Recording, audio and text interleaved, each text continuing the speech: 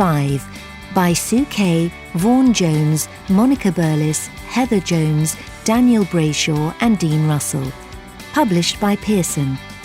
Copyright Pearson Education Limited 2017.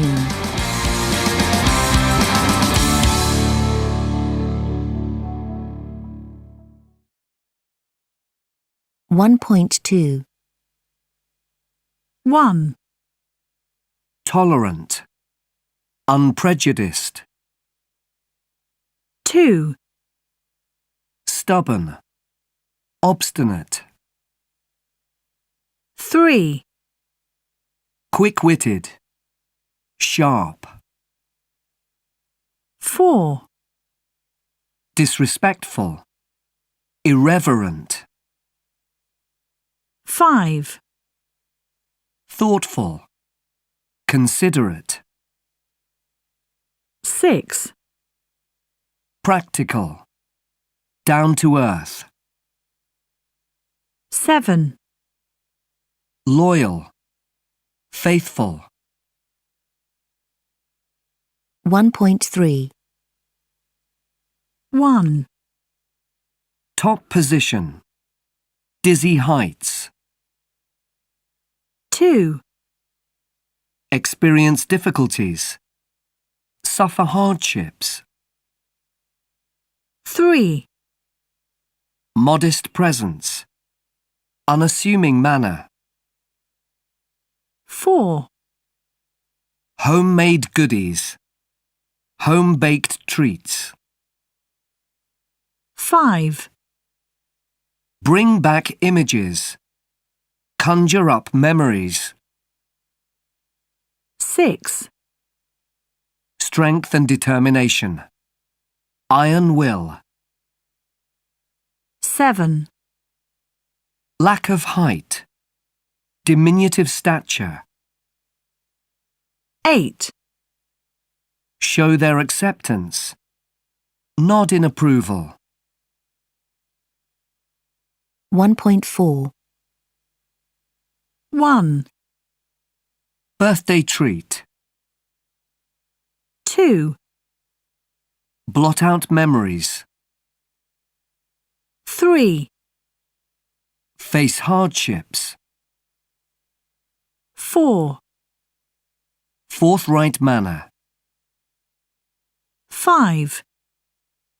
Free will, 6. imposing stature. 7. Lofty heights, 8. require approval. 1.5 1. Remain calm, not show any shock. Not bat an eyelid. 2. Finds the good things about somebody. Sees the best in somebody. 3. A disproportionate amount. More than her fair share. 4. Asserts something strongly. Puts her foot down. 5. Carried on as normal. Got on with it. 6. Behaved as if something did not worry her. Put on a brave face. 7. A very old age. The ripe old age. 1.6 Being friends. Friendships provide some of the most captivating narratives in literature. Each of the stories on this list points to a different facet of friendship and offers insight into what it means to be a good and loyal friend. A. Huck and Tom in the Adventures of Tom Sawyer by Mark Twain. It is only in Chapter 6 of The Adventures of Tom Sawyer that we are introduced to Huckleberry Finn, Homeless and carefree, his father a vagabond and a drunk, the teenage boy is idolised by the local children and detested by their parents. Bad influence or not, Huck strikes up a friendship with Tom and the boys become inseparable. That's the beauty of a firm and long-lasting friendship. You associate with someone and sing their praises in spite of their shortcomings. B. Sheila and Margot in How Should a Person Be? By Sheila Hetty. The protagonist, Sheila, is a divorcee in her 20s writing a play. When she realises she is stuck in a rut, she meets a gifted painter, Margot. The woman turns out to be a godsend as she becomes a source of inspiration for Sheila. Both characters in the novel are based on real people, the writer herself and her friend whose relationship shifts and evolves as deep friendships do. It sustains itself, although it has its ups and downs. On the one hand, the women sometimes quarrel about insignificant things like a dress. On the other hand, however, as she underlines in the prologue, the author appreciates that Margot is such a laid-back person and that her easygoing attitude to life infects her circle of friends. C. Amir and Hassan in The Kite Runner by Khaled Hosseini. True friends never part, and the friends we make when we're very young stay with us forever. Two boys grow up together in Afghanistan. One, Amir, comes from a wealthy, privileged background. The other, Hassan, is poverty-stricken, his caste shunned by all others. But this division can't prevent the bonds of friendship from developing, and the boys are inseparable. When he's needed, Amir returns to his homeland to redress past wrongs done to his truest companion. D. Meg, Jo, Beth and Amy in Little Women by Louisa May Alcott. Little Women proves that your blood relations, however different they are from you, can establish an unbreakable tie with you and become your most intimate friends.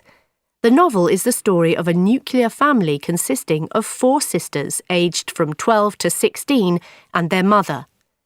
This is a rough time for both the family and the country. The father is away serving as chaplain in the US Civil War. The second oldest, Jo, doesn't condone the idea of any of them ever getting married because she feels this would destroy the emotional bond between them. But as they pass from girlhood to womanhood, Meg, Jo, Beth and Amy remain devoted friends and back one another unconditionally against all the odds. E. Horatio and Hamlet in Hamlet by William Shakespeare. Best friends stand by you through thick and thin, and Prince Hamlet is in dire need of succour. King Hamlet was assassinated by his brother, Claudius, who married the protagonist's mother shortly after the murder to ascend the throne of Denmark. King Hamlet's ghost pleads with his son to avenge his tragic death, and the young prince decides to feign madness in order to confuse his enemies. Horatio, Prince Hamlet's faithful friend, is the only person that can be trusted with his morally controversial plans. Hamlet's attempt on Claudius's life fails and, spoiler alert, but is there anyone who doesn't know this classic story? After a series of bloody murders, Horatio is the only survivor to recount the protagonist's story. Had Hamlet lived, he would definitely have appreciated his loyal friend's love and unwavering support that proved to be stronger than life. F. Jules, Ethan, Jonah, Kathy, Goodman and Ash in The Interestings by Meg Wolitzer. 6 artistically gifted teenagers, Jules, Ethan, Jonah, Kathy, Goodman and Ash, meet at a summer camp in 1974. They form a group called The Interestings, which is the starting point for a lifelong bond. This compelling story tracks the characters' lives over a period of several decades. Their friendship is a complex one, and Wolitzer manages to show a full range of emotions in a very accurate portrayal of the multiple relationships they develop within the group. Love and resentment, equanimity and jealousy are all involved. At the end of the day, being envious of a friend is just as natural as being happy for them. The reader sees the characters growing up and slowly aging as the sequence of events unfolds over time. It is incredibly interesting to observe how their friendship adapts to the ever-changing conditions of life. 1.7. And now to our final story. You know how they say that sometimes meeting the right person can change your life? Well, Jordan Aksani thought he had met that person. Her name was Elizabeth Gallagher. They fell in love and were on the verge of taking a romantic trip together. They were going to travel around the world. They would spend Christmas Day in Vienna, and then they were visiting 8 countries in 3 weeks. It was going to be the trip of a lifetime. But shortly before the trip was due to take place, the couple split up. Although Jordan had lost the love of his life, he wasn't planning on missing out on the trip as well, so he decided to go with someone else. The only problem was that he couldn't change the name on the tickets. So he started a search on social media for another Elizabeth Gallagher. But that wasn't the only requirement. He also wanted to share the ticket with someone who would not otherwise be able to afford the trip. And in the end, he found the perfect partner, Elizabeth Quinn Gallagher, a 23-year-old student. As they were on the point of starting their trip, a hotel chain got in touch and offered them 2 free hotel rooms at each of their destinations. It really was a dream come true. 1.8. Last week, I took part in an interesting experiment and thought that maybe you'd like to hear about it. I got involved through one of my psychology lecturers. She explained that her team was looking at the factors involved in forming first impressions and was looking for volunteers. Well, I was intrigued as that's the topic of my major assignment this semester. And I had some free time as I just finished an essay, so I signed up. The experiment was simple. Basically, we had to sit in front of a computer and watch a slideshow. The slide showed photos of people's faces accompanied by information about the person. For example, that they'd been convicted of a minor crime or that they frequently did charity work. We had to study the photos for a couple of minutes and then try to recall them. I found this easy as I'm good at remembering faces. We were then told to come back 3 days later. I chatted about the experiment with a friend, and we both wondered what the next step would be. I figured it would include some kind of memory test. My friend thought that maybe we'd get to meet the people. So, 3 days later, back we went and sat at the same computers, and we were asked to look at the same faces. I'd been right after all. This time, we were told to tick a box each time, stating whether we thought the person looked trustworthy or not. It was actually very challenging, and I felt quite stressed as the participants in my group only saw each photo for less than a second. I was exhausted by the end and not at all confident that I'd given the right answers. Meanwhile, my friend, who had been put in a different group, had also been doing the test, but her experience had differed from mine.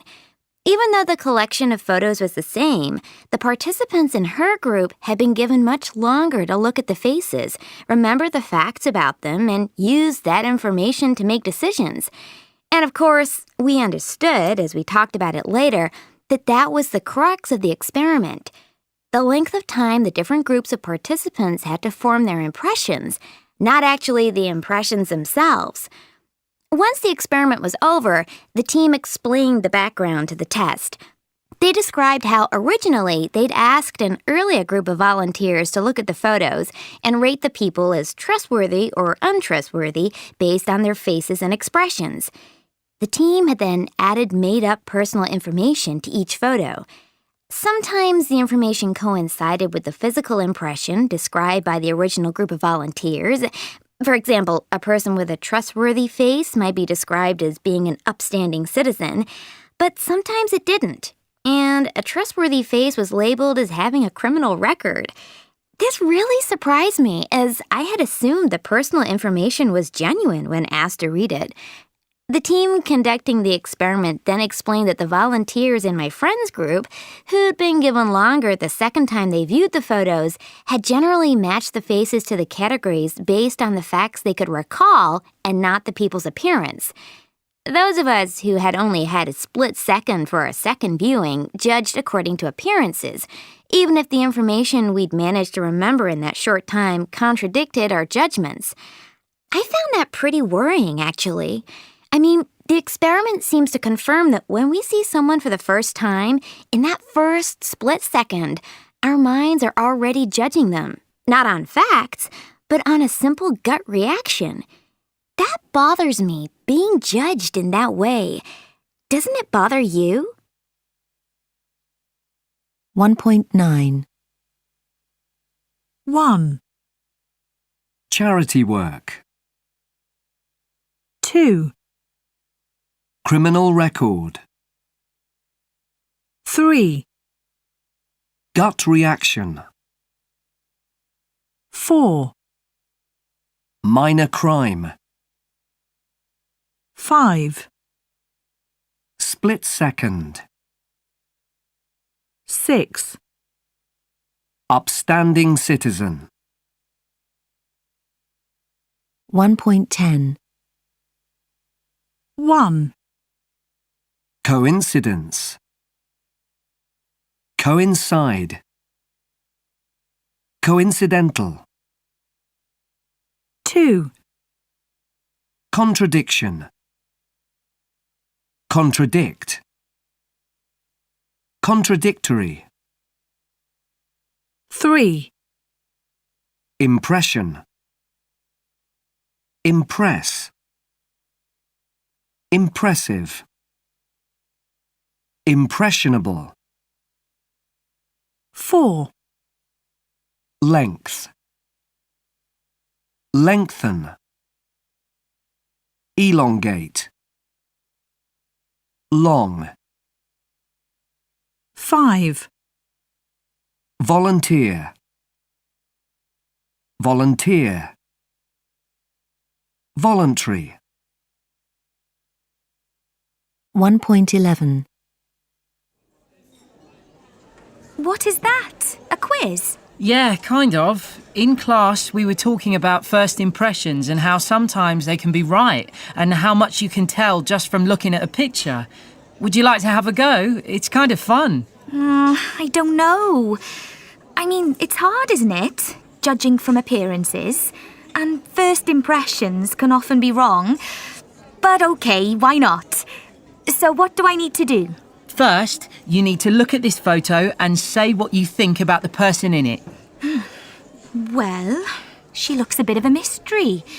I mean, kind of aloof and distant. Not really the free and easy type. I can't really see much of her because of the low light, but I can just make out her facial expression. At first glance, I thought she looked a bit pensive and melancholic, or even as if she might be angry or upset. But on closer inspection, I'd say although she looks introspective and thoughtful at the same time, she seems happy. Or maybe content is the right word. Judging by the sunset, I'd say she's at the end of a long, relaxing walk on the beach. It's not really her facial expression that makes me think she's content. It's something to do with the setting and the way she seems to be lost in herself, like she's got all the time in the world and is deep in thought. But then again, I could be wrong about all of that. I mean, it isn't a very natural shot. It's hard to say, but it almost seems a bit staged. I mean, she's posing, isn't she? And there's something about the angle, as if the photographer wanted to get the lighting just right. Okay, now you have to read the 3 profiles and see if you can guess which one she is.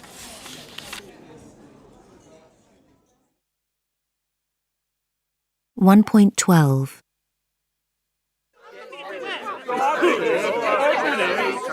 Sometimes we try to stop ourselves, but we just can't control the urge. We get ourselves involved in a verbal conflict that is often met with an immediate sense of regret. But arguing, is it really such a bad thing? Philosopher Daniel H. Cohen says that there are 3 kinds of argument. There's the argument as proof, the argument as presentation, and there's the argument as war. Now, the first of these are scientific arguments designed to prove a theory is either correct or incorrect. They involve experimentation, investigation, and the formation of hypotheses, the search for the objective truth. The second of these are those types of argument that are purely for the sake of it, performed in front of a captive audience like a kind of spectator sport. They often involve playing devil's advocate in order to force debate, and there's often very little outcome other than the thrill of being involved in the act and entertaining onlookers with witty comebacks. But it is the last of these which is the most prevalent, the argument as war, the adversarial taking on of an opponent who has a different opinion. Now, the fact that we have so many different terms to describe the phenomenon gives us a clue as to how much a part of our lives it actually is. Whether it be a quarrel, a squabble, a wrangle, or a dispute, plenty of the people we interact with on a daily basis are going to think differently to ourselves, and it is, therefore, an inevitable fact that with some of these people, conflict will ensue. Interestingly, however, scientists have proven that people who argue with those close to them are more likely to be more considerate to others confronted during the day. That means they're less likely to be the instigators of road rage, push people out of the way in the street, or fight for that last seat on the train. Another positive knock-on effect of arguments is that people who regularly get involved in them are known to have a longer life expectancy than those that tend to bite their lip and bottle their true feelings up. These latter types are much more likely to explode at some point in the future, rather like a time bomb ticking inexorably towards an explosion of epic proportions. And there's more good news. Arguing is actually good for your relationship. How so? Arguing equals communication, the exchange of information and views that are considered important enough to share when one feels safe enough to share them. They are an expression of honesty, of trust, of respect. If you really care about a relationship, you want to express such truths rather than simply brush them under the carpet. So as long as you keep your arguments to the point and remember to actually listen to what your partner is saying, feel free to go ahead and get it all out in the open.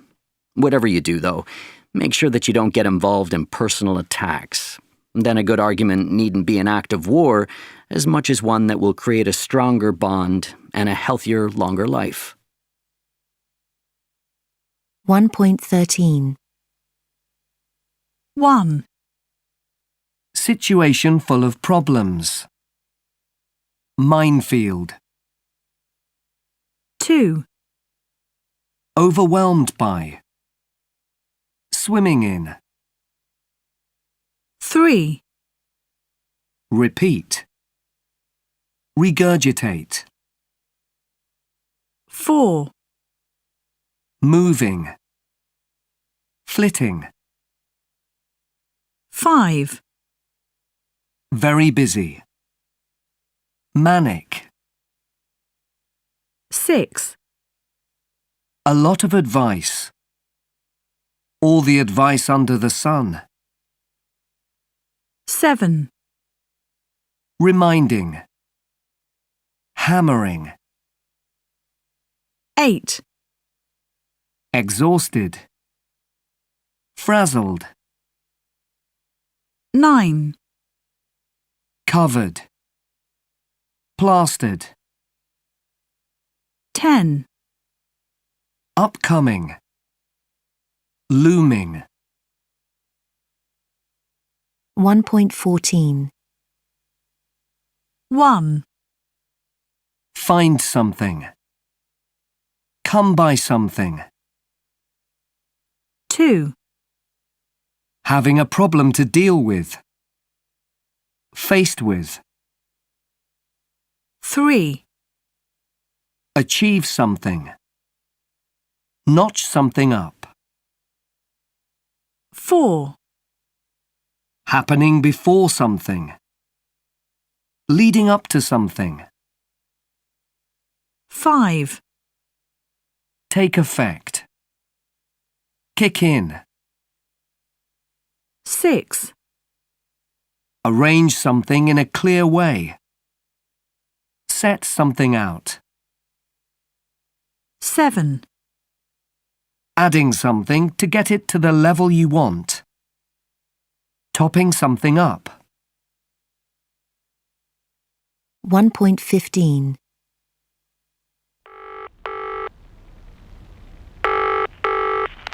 Hello, Hi, Ben. Where are you? I'm at home.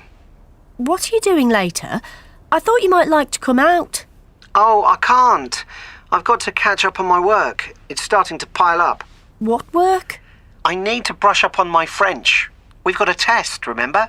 But that's not till next week. You need to cook up a better excuse than that. It's not an excuse. I've also got to read up on the Second World War for history. Oh, lighten up. It's Friday night. Do your reading now, and then you can come out when you've finished. It won't take long. I'm not like you. It's easy for you. You love history. You lap it up. Well, I do like history. But listen, I've summoned up the courage to ask you out. The least you can do is say yes. Oh, well, OK then. Give me half an hour. 1.16. 1, Try to have enough of something. Summon something up. 2, Invent something. Cook something up. 3, Collect or accumulate something.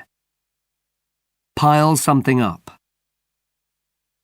4, Enjoy experiencing something.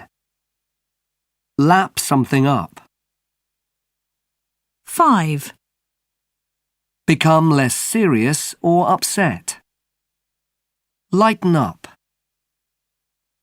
6, Practice and improve a skill. Brush up on a skill. 1.17. How do you cope with exams, Amy? Not very well. I try to keep things in perspective. I tell myself it's just an exam and what's the worst that could happen? I could fail, but I won't die. But unfortunately, it doesn't calm me down. I'm a bundle of nerves on the day of the exam, and by the time the exam starts, my heart is pounding and my mind goes blank. I force myself to get a grip, but I'm sure I don't perform as well as I could because of the nerves. How about you, Matt? I get butterflies in my stomach before an exam. But once the exam starts, it's as if a weight has been lifted and a calm comes over me and I just get on with it. I suppose it's because I know there's nothing more I can do. The period leading up to the exam is when I'm a nervous wreck. And you, Rob? It depends on how confident and prepared I feel. If I know I've done the work, I'll take exams in my stride. But if I feel unprepared or out of my depth, I'll get nervous and probably make a mess of the exam. Sally, how do you cope with exams? It might sound weird, but I actually like exams. I think I perform well under stress. I'm not the kind of student who does all their coursework and gets consistently good marks. I tend to cram for a couple of weeks and sail through the exams. Of course, I forget everything 2 weeks later. 1.18.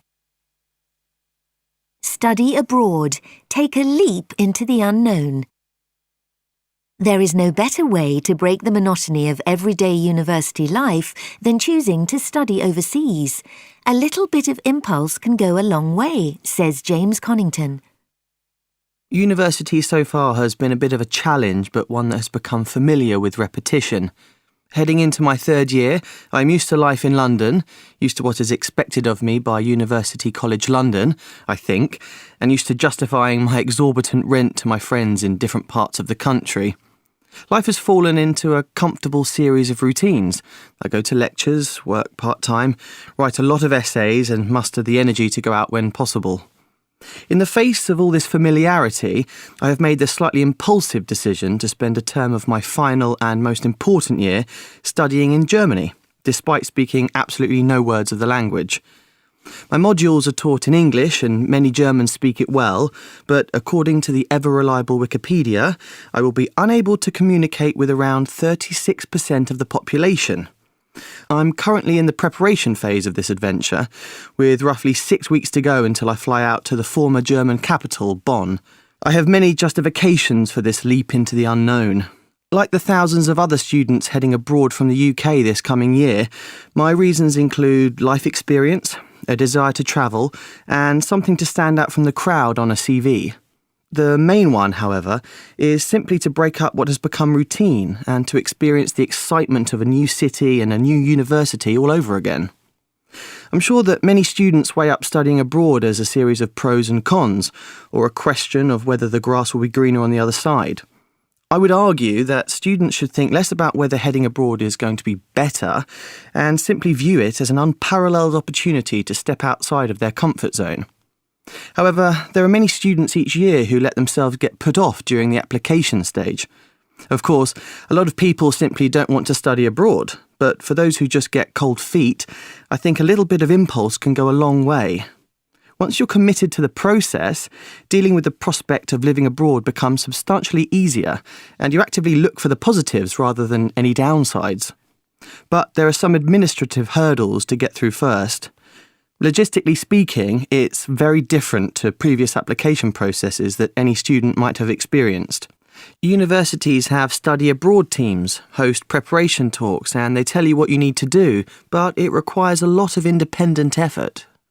Arranging visas, sorting out accommodation both abroad and for your return, registering for modules and meeting all of the deadlines for paperwork is solely up to you. You will get prodded by your university, but you need to take a proactive approach, as study abroad teams tend to be small, whilst the number of students being sent and received is vast. From a financial standpoint, the Erasmus programme in particular is a very attractive opportunity, particularly for London students used to high living costs. In addition to the regular student loan, students get a grant which varies according to the living costs of the country in question. Many of those venturing further afield outside of this programme have already left and can provide some valuable lessons for those still preparing to go. Utilising pre-existing networks of students can provide invaluable information that can make all the difference to daily life abroad. Mari Whiteman, 20, is a University College London geography student, spending a year abroad in Singapore. She stresses that it should not be underestimated how much a different climate can affect day-to-day life, and that as much admin as possible should be taken care of before getting on the plane. Marcus Baird, 20, a student from the same university and currently spending a term in Adelaide, Australia, adds to this with advice on the importance of researching your accommodation thoroughly beforehand.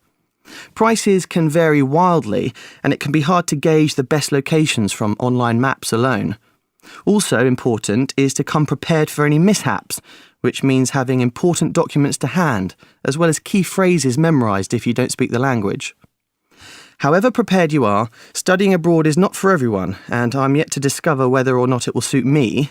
I know plenty of people who regret not applying, and almost nobody who has the same reservations about their decision to go. So, all things considered, I would encourage those teetering on the edge to give it serious thought before dismissing the idea altogether. 1.19 Hi! We're here today taking a closer look at the idea of communities of practice. Groups of people who come together to share their experiences and their expertise and learn from each other. Here in front of us, on the beach, are a group of young people, mostly male, aged between about 15 and 25. And they're all practicing some tricking moves. Allie, can you quickly tell us what tricking is? Yes, it's a kind of combination of acrobatics and martial arts. The kids here do it on the beach all year round. They use these big lorry tyres buried in the sand as a trampoline, and they spend hours and hours jumping off the tyres and doing tricks off them. They watch each other and discuss the moves and practice over and over. That's how they learn. So, how long would you say these young people have been tricking? There's no way of telling, really. The original group members may have been doing it for years, while the younger ones might have been taught more recently. Some of these really young ones could just have joined the group. See the guy in the white t-shirt? He must have been doing it for a couple of years, I'd say. Yes, he's really good. He can do some amazing things. The younger kids very often film the acrobatics on their mobiles. Yes, I saw them recording one trick on their smartphones the other day. Why do they do that? I thought it must be so they could learn from the more experienced members of the group. Well, yes, they could well be doing it so they can watch the clips afterwards and talk about the techniques. But the guy in the white t-shirt may watch the film later too. If he does, it will certainly be to help him improve his technique. And how do you think he learned that move to start with? I mean, he can't have learned it by himself. Who knows? He could have been part of another group and moved on to form his own tricking gang, or he may have learnt the first tricks online. So there's a whole online community also. Yes, that's right. The clips they're filming on their phones, most likely they post them straight to a YouTube channel. There's a huge global community out there sharing and learning together. That's an important part of the community of practice too, sharing online as well as face-to-face. A lot of trickers learn their moves online.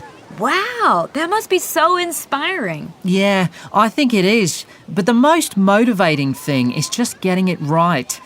Look, watch him. Wow, he can't be doing that. That's amazing! 1.20 Dialogue 1. I bought a desk for my study from this online retailer. You know, it was pretty reasonable. Not super cheap, but not that bad. And they delivered it, and it was flat pack, so I had to put it together myself. Flat pack furniture is beyond me. I don't buy it anymore because I'm just useless at putting it together. Yeah, well, I was pretty useless that day too. So I got the instructions out, and it was like this list of letters and numbers, which were supposed to correspond to the pieces, but I found the whole thing very vague, and actually more confusing than helpful. The physical pieces seemed to bear almost no resemblance to what was on the paper. Anyway, I tried to keep my composure, and I kind of managed to work out what it was they meant. I just used plain common sense.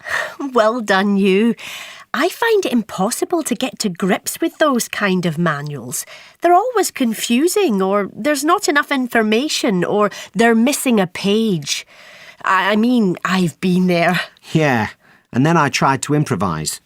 I managed to find an Allen key, which they didn't provide, so I had to use my initiative there.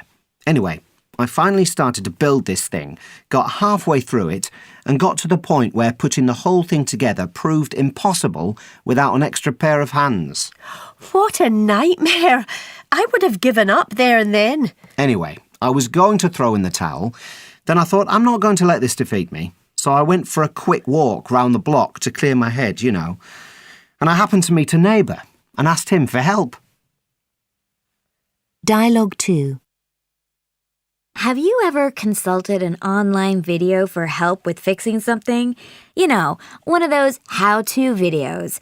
I'm a bit wary of them. I'm not sure I trust the advice fully. Yeah, I have used them. When I've had issues with software, anything like that, I go on these specialist sites or forums.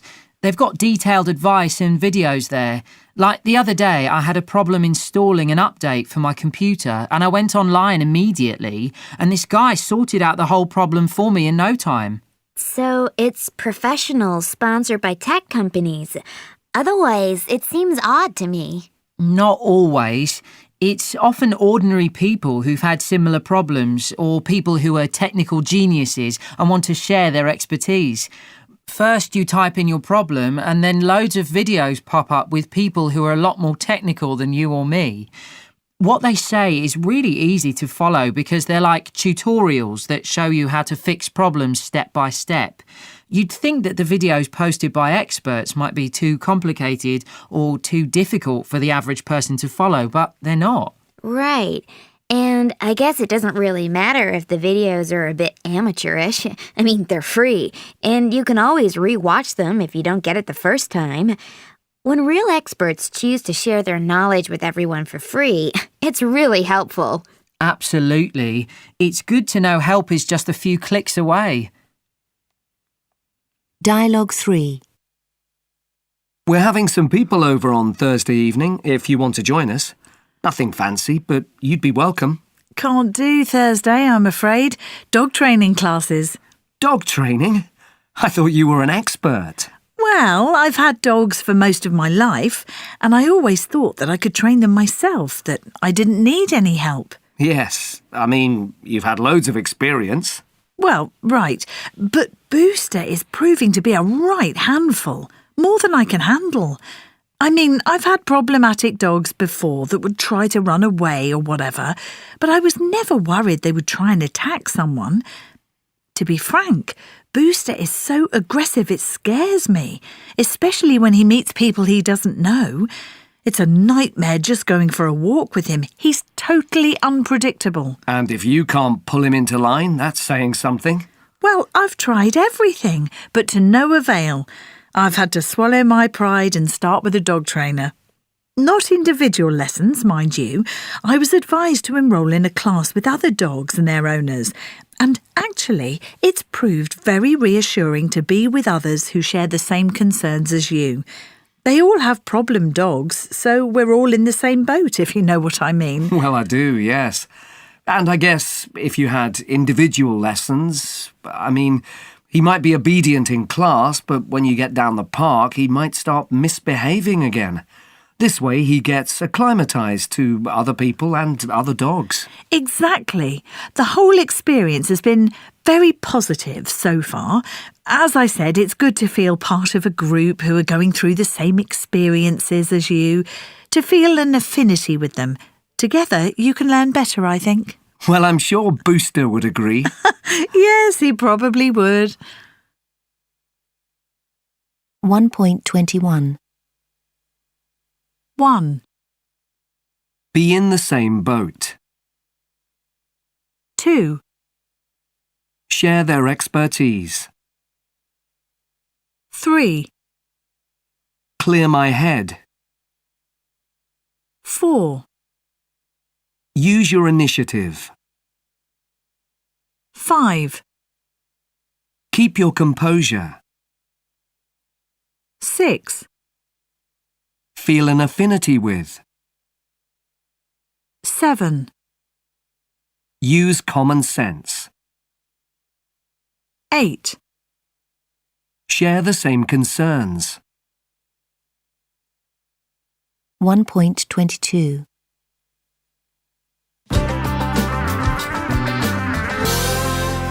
There's no doubt that homeschooling is a growing trend, and there are a lot of strong opinions about it. We talked to several people to get their views on the topic. First, we spoke to Dawn, a secondary school teacher who has studied the phenomenon in her area. So, Dawn, what do you think? Well, first of all, I really don't think it's a practical solution for a lot of families.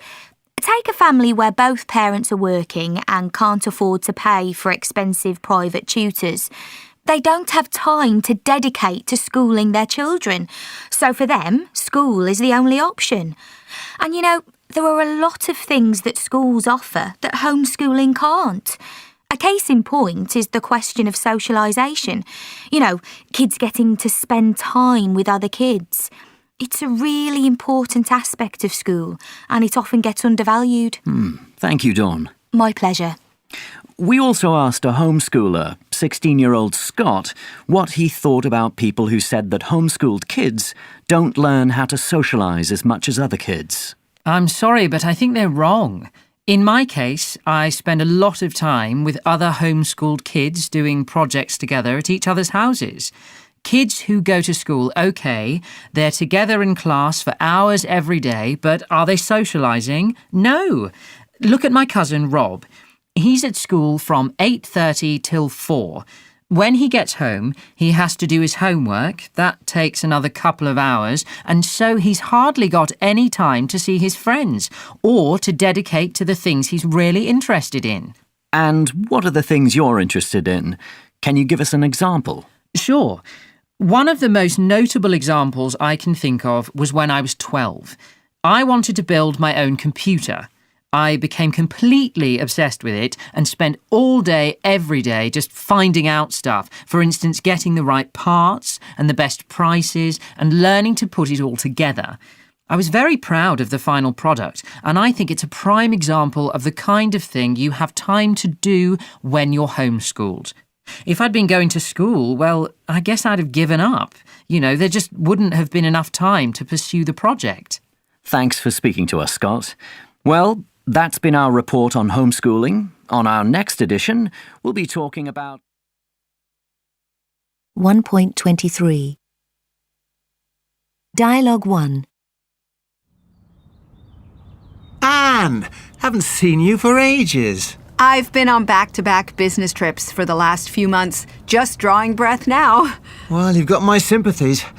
I suppose it all just merges into one huge airport, and you only know where you are by looking at the name of the airport when you get off the plane. Just dull, rather you than me. Well, I find it really exhilarating.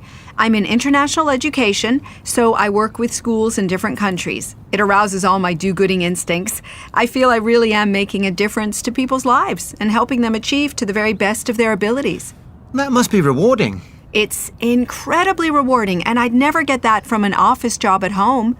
And over the years, I've established very close relationships with people from all walks of life all over the world, not to mention the huge variety of places I've seen.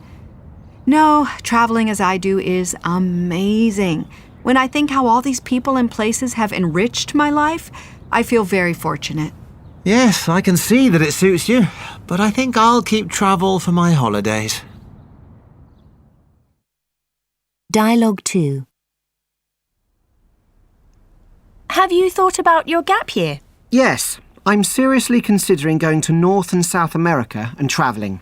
These places will be so different culturally to what I can experience here, and I think I can learn from their problems. That's a huge area you're talking about. It's like saying you can learn from Europe's problems, when Europe is actually made up of a multitude of individual countries, each with their own distinct problems. Well, actually, a number of the issues you can see in Europe have their equivalents there. Look at migration and ethnic population mix, for example. I don't think the roots of these problems can be essentially too different, and it doesn't hurt to expose oneself to different cultures and just to admire some of the most amazing natural phenomena in the world. When else am I going to see the Grand Canyon or go up the Amazon into the rainforest? Aha, that's what's really behind it. You just want to be a tourist. Don't you think that if all these issues exist here on your own doorstep, it's more worthwhile to stay and work for a local NGO? After all, you're not going to get that chance again either. Dialogue 3. So I hear that your family will be moving on again soon. How do you feel about that? You must find it disruptive. Well, it's not unexpected. My mum's company relocates her every 3 or 4 years. The company guidelines actually recommend that children go to boarding school for exactly that reason, not to disrupt their lives. I count myself lucky, though, that my parents have kept me with them. I bet. Surely modern education systems can cope well enough nowadays with pupils changing schools every now and again. What annoys me most is that people who don't move around the world as we do always make a big thing about moving schools being detrimental to one's education and interfering with the ability to form lasting relationships. But, well, there's more than one way of being educated, and I've yet to hear any hard evidence of travel affecting one's connection with other people. Yeah, I'm not sure. But like I say, in this day and age, I don't see why it should be such a big deal. Plenty would probably argue that it's even a good thing getting to meet new people and seeing new things. Anyway, I'm more interested to know which of the places you've been to has impressed you the most. Oh, everywhere has been pretty good. The place before this was Botswana, which was really interesting. I had a great time at school there. I loved the outdoors too, so that was good. From the Kalahari Desert to the Okavango swamps. Awesome! 1.24 1. Fruit and vegetables. Apricots. Beetroots. Leeks. Capers. Okra. 2, Herbs and spices. Basil. Paprika. Parsley. Saffron. Nutmeg. Coriander. 3, Fish and seafood. Clams. Cod. Mackerel. Shellfish. Lobsters. Oysters. 4, Meat. Goose. Veal. Venison. Kidneys. Liver. 5, Smells, flavours and textures. Slimy. Glutinous. Perfumed. Smoked. Chewy. 1.25. 1, The chinking noise when I stack glasses in the dishwasher. 2, Cafes that are really buzzy. 3, The crunchy sound that crisps and biscuits make. 4, The constant hum of traffic in the street. 5, The sound of a balloon popping when pricked with a pin. 6, The sound of sausages sizzling in a pan. 7, Knives and forks clinking in the school canteen. 1.26. 1, Top quality food and service. Fine dining. 2, Become furious. Have a fit. 3, Stiff material. Starched tablecloth. 4, Thing that you dislike intensely. Pet hate. 5, Things you can't eat. Dietary requirements. 6, A soft, quiet way. Hushed tones. 1.27. 1, A knob of butter. 2, A drop of lemon juice. 3, A clove of garlic. 4, A lump of cheese. 5, A pinch of salt. 6, A sip of water. 7, A spoonful of honey. 8, A sprig of parsley. 9, A stick of celery. 1.28. Can you eat yourself happy? It seems that food is an unavoidable topic of conversation these days. Whether you're browsing online, flicking through a magazine, zoning out in front of the TV, or chatting away to friends, someone will almost certainly be discussing food in one form or another. Favourite talking points include whether we are over or underweight because of the type of food we eat, whether we eat too much junk and processed food, whether we ought to eat meat or not, and exactly which superfood or diet is going to save our lives and give us the body we want. These are all burning questions for those of us fortunate enough to be able to choose what we eat. And while diet-related issues such as obesity are undoubtedly serious and potentially life-threatening, the effects of eating are not only physical. Recent research has been looking at how food affects our moods as well as our bodies. First and foremost, flavour is a powerful conductor of memories and emotions. Strawberries may evoke a very special summer.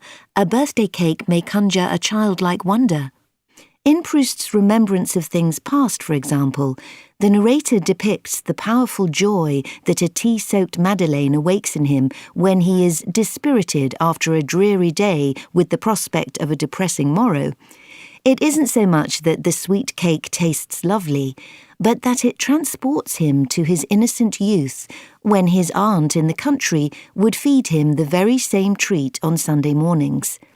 But the single most influential sense in flavour appreciation is the sense of smell. Unlike the other senses, smell is processed in a part of the brain that deals with strong emotional responses and memory. A particular smell can trigger both a memory of the time we first experienced it and a repetition of the feelings we had then. So, for each of us, particular memories and feelings become associated with certain smells. These are just some of the many ways in which food can make us happy. Of course, it does help if these foods are toothsome, delectable, or in other words, delicious. Tasty food is one of the most universal routes to pleasure, reads an academic paper by the Oxford psychiatrist Morton Kringleback on our understanding so far of the neuroscience of happiness. This is why eating forms the basis of much scientific experimentation into the mechanics behind that elusive, warm, fuzzy sense of well-being. Pleasure is widely viewed as an essential component of happiness. Food excites the reward system in the brain, stimulating desire and anticipation, and when we eat something we enjoy, it releases hormones which produce the sensation of pleasure. However, such pleasures are fleeting, and overconsumption of tasty but unhealthy foods may interfere with your reward system, encouraging uncontrollable cravings and binges. You may also feel guilty. Psychologist Andrew Smith of Cardiff University suspects that our attitudes and beliefs about these foods cause us to feel low after consuming them. In a study he carried out, one group were given crisps and chocolate, foods we tend to consider unhealthy and only to be consumed secretly or as special treats, for their tea-time snack over the course of 10 days, while another group ate fruit. The results associated chocolate with greater depression, and those who ate chocolate and crisps reported greater cognitive difficulties and fatigue, whereas the fruit group had lower anxiety, depression, and distress. Alongside pleasure, another contributor to happiness and well-being is a sense of meaningfulness, and this is where cooking, as opposed to eating food, comes in. Cooking is in fact an established occupational therapy for depression. According to Mark Salter, a consultant psychiatrist in Hackney, London, the preparing, sharing and consuming of food is so precious, he says, because it lies slap at the heart of what it means to be human, to love, to relate, to plan, to feed, to enjoy and to share. It isn't only a pleasure, Salter says, but a life skill. It's elemental, caring for yourself and others. When choosing ingredients, combining flavours and creating a dish, you are imagining the health-giving or pleasurable impact it will have on those who will consume it. Cooking takes the focus away from yourself. Combine the power of cooking to make us happy with the tendency for home-cooked food to be healthier, and you have a nutritional and psychological jackpot. Apart from being healthy, eating home-prepared food is also followed by more intense positive emotions and less anxiety than consuming food away from home. If you go one step further and grow some food of your own, then you do even better. What with the established positive health effects of being active rather than sedentary, being outside and working with nature rather than cooped up inside all day, together with the satisfaction of growing food and the deliciousness of freshly harvested produce, the happy-making potential of eating is enormous. 1.29 I'm sure a lot of you love eating all those unusual dishes that form part of any trip to an exotic location. For example, you can try snake in China, or you can gobble up insects like fried beetles in Thailand or grasshoppers in Mexico. But did you know that some of these strange foods can actually be dangerous for you? For example, Jamaica's national fruit, the ackee, has to be fully ripe before you eat it, and its black seeds are toxic and bad for the blood, so are perhaps best avoided altogether. Likewise, in Brazil, many people like cassava, also known as tapioca. But when you eat this root vegetable, make sure to peel and cook it thoroughly. Raw, it is poisonous. You can die. And one of the creepiest dangerous foods is sanakji from Korea. In case you're wondering, this is raw baby octopus. The thing is alive even when you chop off its tentacles. They carry on moving and can even stick to your mouth and throat so that you choke. So if you must eat this, make sure to chew before swallowing. But did you know that you don't need to travel to encounter potentially dangerous foods? For example, you might not think twice about reaching for a few nuts when someone hands out a bowl of cashews. But did you know that raw cashews, the ones you buy in the shops, are not raw but have been steamed to have a poisonous chemical taken out, are really bad for your stomach? So don't eat cashews unless you're absolutely sure of the source. Yes, that innocent-looking nut can be fatal. You have been warned. 1.30 Speaker 1 I'd never tried oysters before, but I was on vacation on the east coast of the U.S., and they're everywhere. You can even pick them up at street stalls. Anyway, I plucked up the courage and took my first taste, and actually, I quite liked it. Well, to tell the truth, it was a bit bland. So I tried another, but this time with Tabasco sauce to give it a bit more kick. It certainly worked, but within minutes, I started feeling really awful. I mean, really ill. My mouth felt as if it was on fire, but it wasn't just the hot sauce.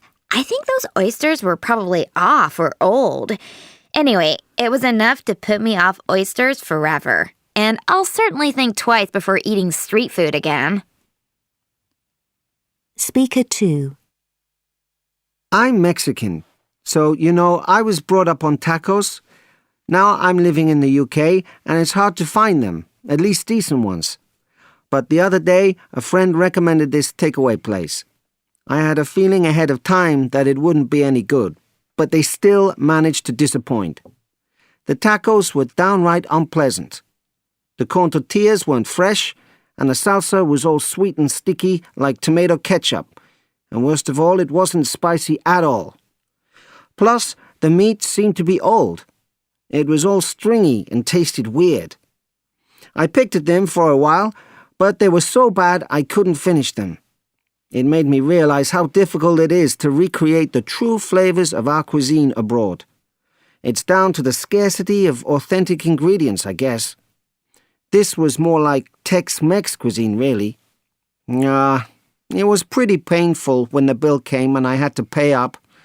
I should have known better. Speaker 3 I have rather conventional tastes, I suppose.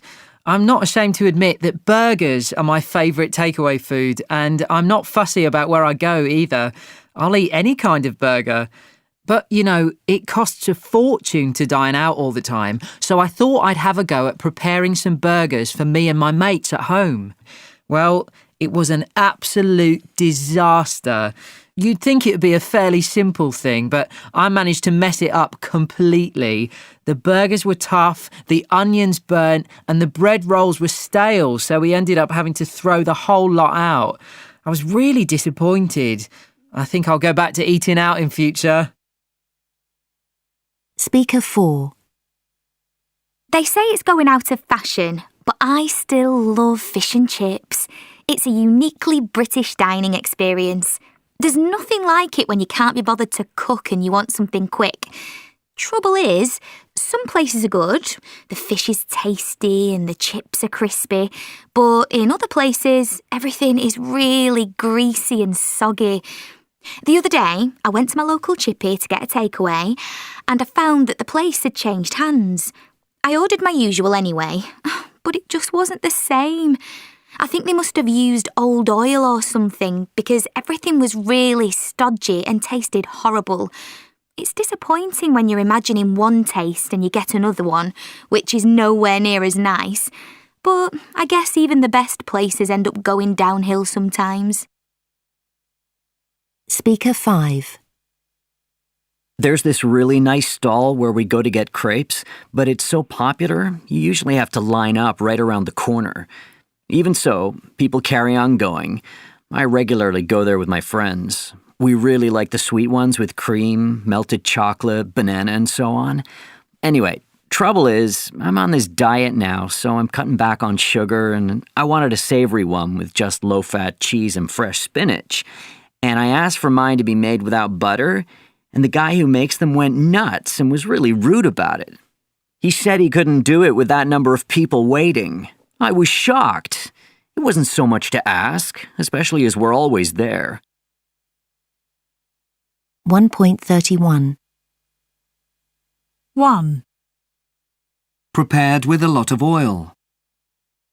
Greasy. 2. Containing tough fibres, especially meat. Stringy. 3. Unpleasantly heavy. Stodgy. 4. Wet and soft. Soggy. 5. Tasting of salt, not sweet. Savoury. 6.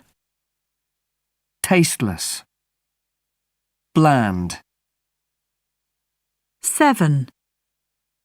Hard and dry on the outside. Crispy. 8. Bad or not fresh. Off. 1.32. Extract 1. So, Todd, Sarah informs me that you're in the football team. Yes, that's right, I am. Well, actually, he's the captain, Dad. Is that so? And I gather you also play rugby. Well, that's not quite correct, I'm afraid. It's actually American football. American football? Yes, and last weekend they beat a visiting American team. Didn't you, Todd? You don't say. Well, I always like to see the Americans get beaten, especially in one of their own silly sports. Extract 2. Will you have a little more meat, Todd? Thank you for the offer, Mrs. Cooper, but I'm already full. Oh, go on. Just a little. That's very kind of you, but I couldn't possibly eat another bite. It was absolutely delicious, though. We hardly ever sit down together to a roast beef dinner, and certainly not as good as this. Well, I'm very glad you've enjoyed it, Todd. Although, to be completely accurate, this is actually roast pork. Extract 3. Sarah mentioned that you're starting university next year. Well, yes, sort of, though not exactly university. As a matter of fact, he's going to theatre school. Oh, really? Theatre school? Yes, RADA, actually. The Royal Academy of Dramatic Art. You know, in London. Wow, I'm impressed. Good for you. You know, I was quite the actress in my day. Don't believe a word she says, Todd. She was in one school production and she fell off the stage.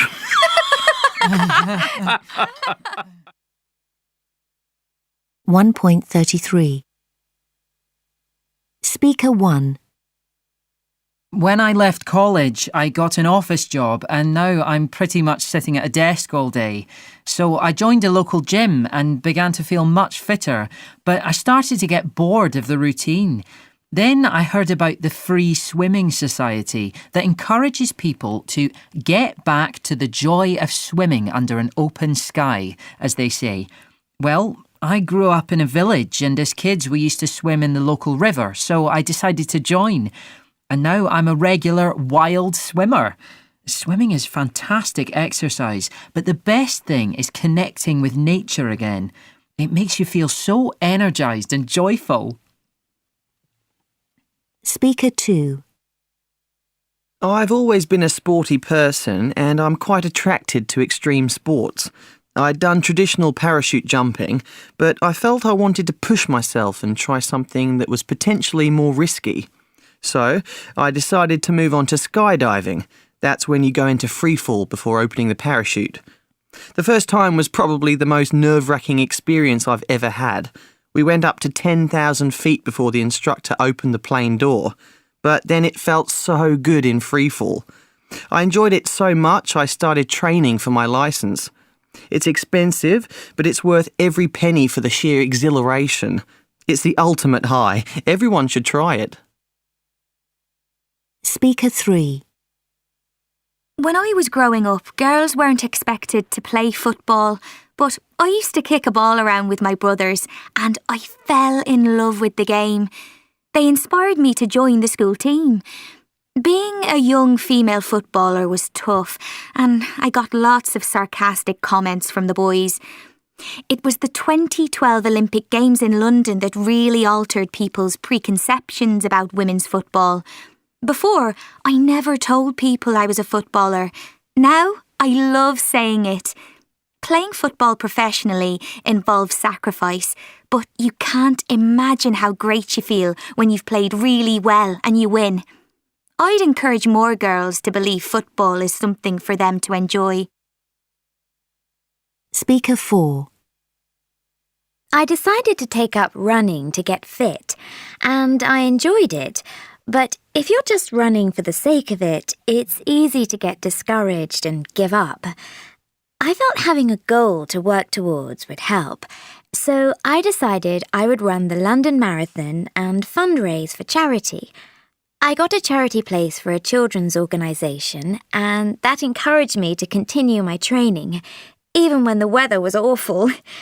On race day, you're part of a team, and there's a great sense of comradeship.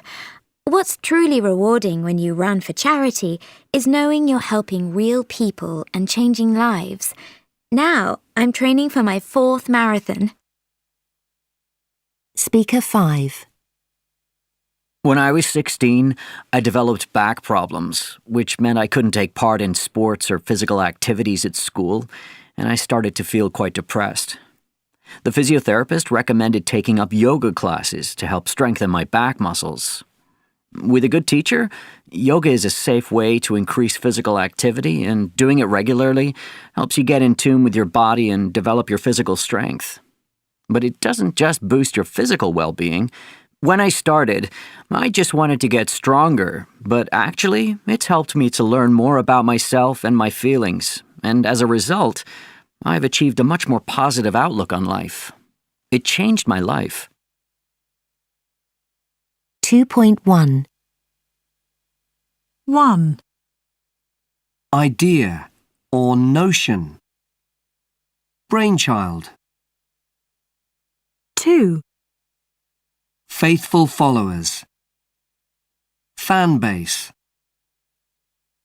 3, Built to prevent noise getting in. Soundproof. 4, Designed and made specially. Purpose-built. 5, Popular or common. Mainstream. 6, Negative response. Backlash. 2.2.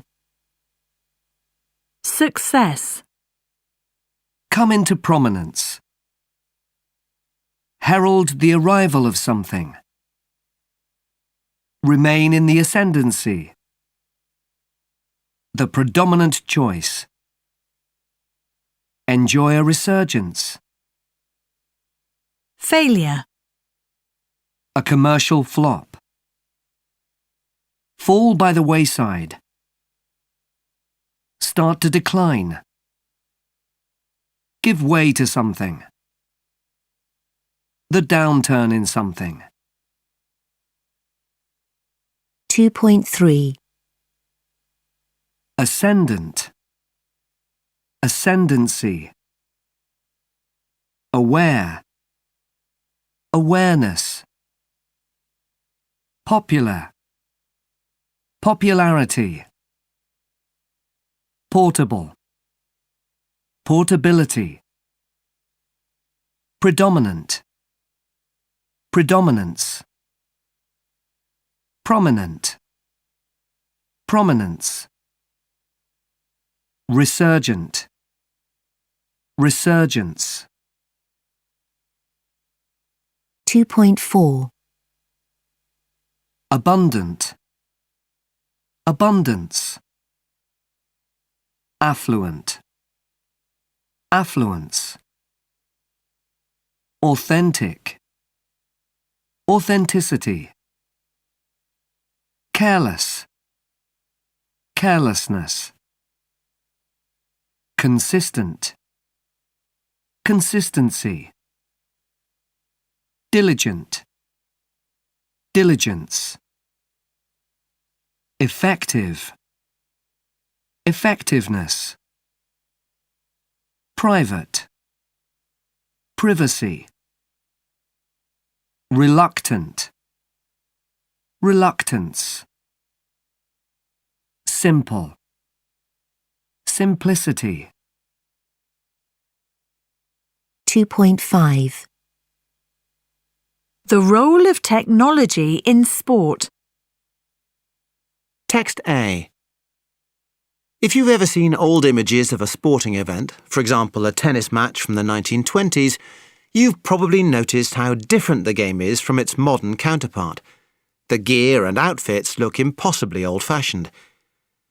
Over the past century, technology has changed the entire face of sport, providing ever better gear made with superior materials. As in other fields, the use of advanced technology in sport can be justified if it leads to improved performance. But it is important to distinguish between legitimate improvements and ones that significantly advantage some athletes over others.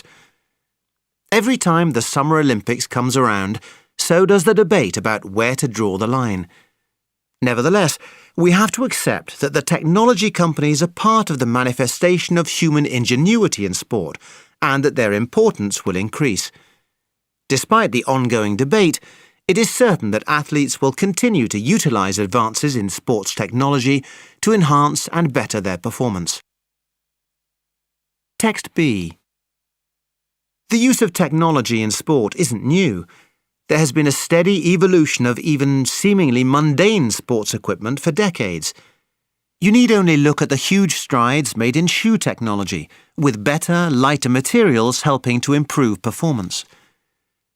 It can be argued that these advances have helped to justify the expense of time and money that we invest in sport. Improvements in safety standards have helped to prevent injuries among athletes and enabled them to compete to an older age. Advances in technology can enhance spectator interest and excitement, as well as encouraging more people to participate in formerly exclusive sporting activities.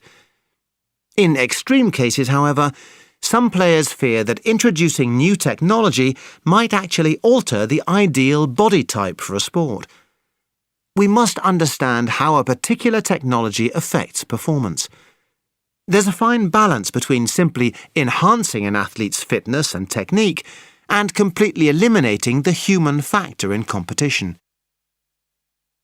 Text C. Technological innovation is now an integral part of sport at the highest level, and competition isn't just about who is fastest, but whose kit is smartest.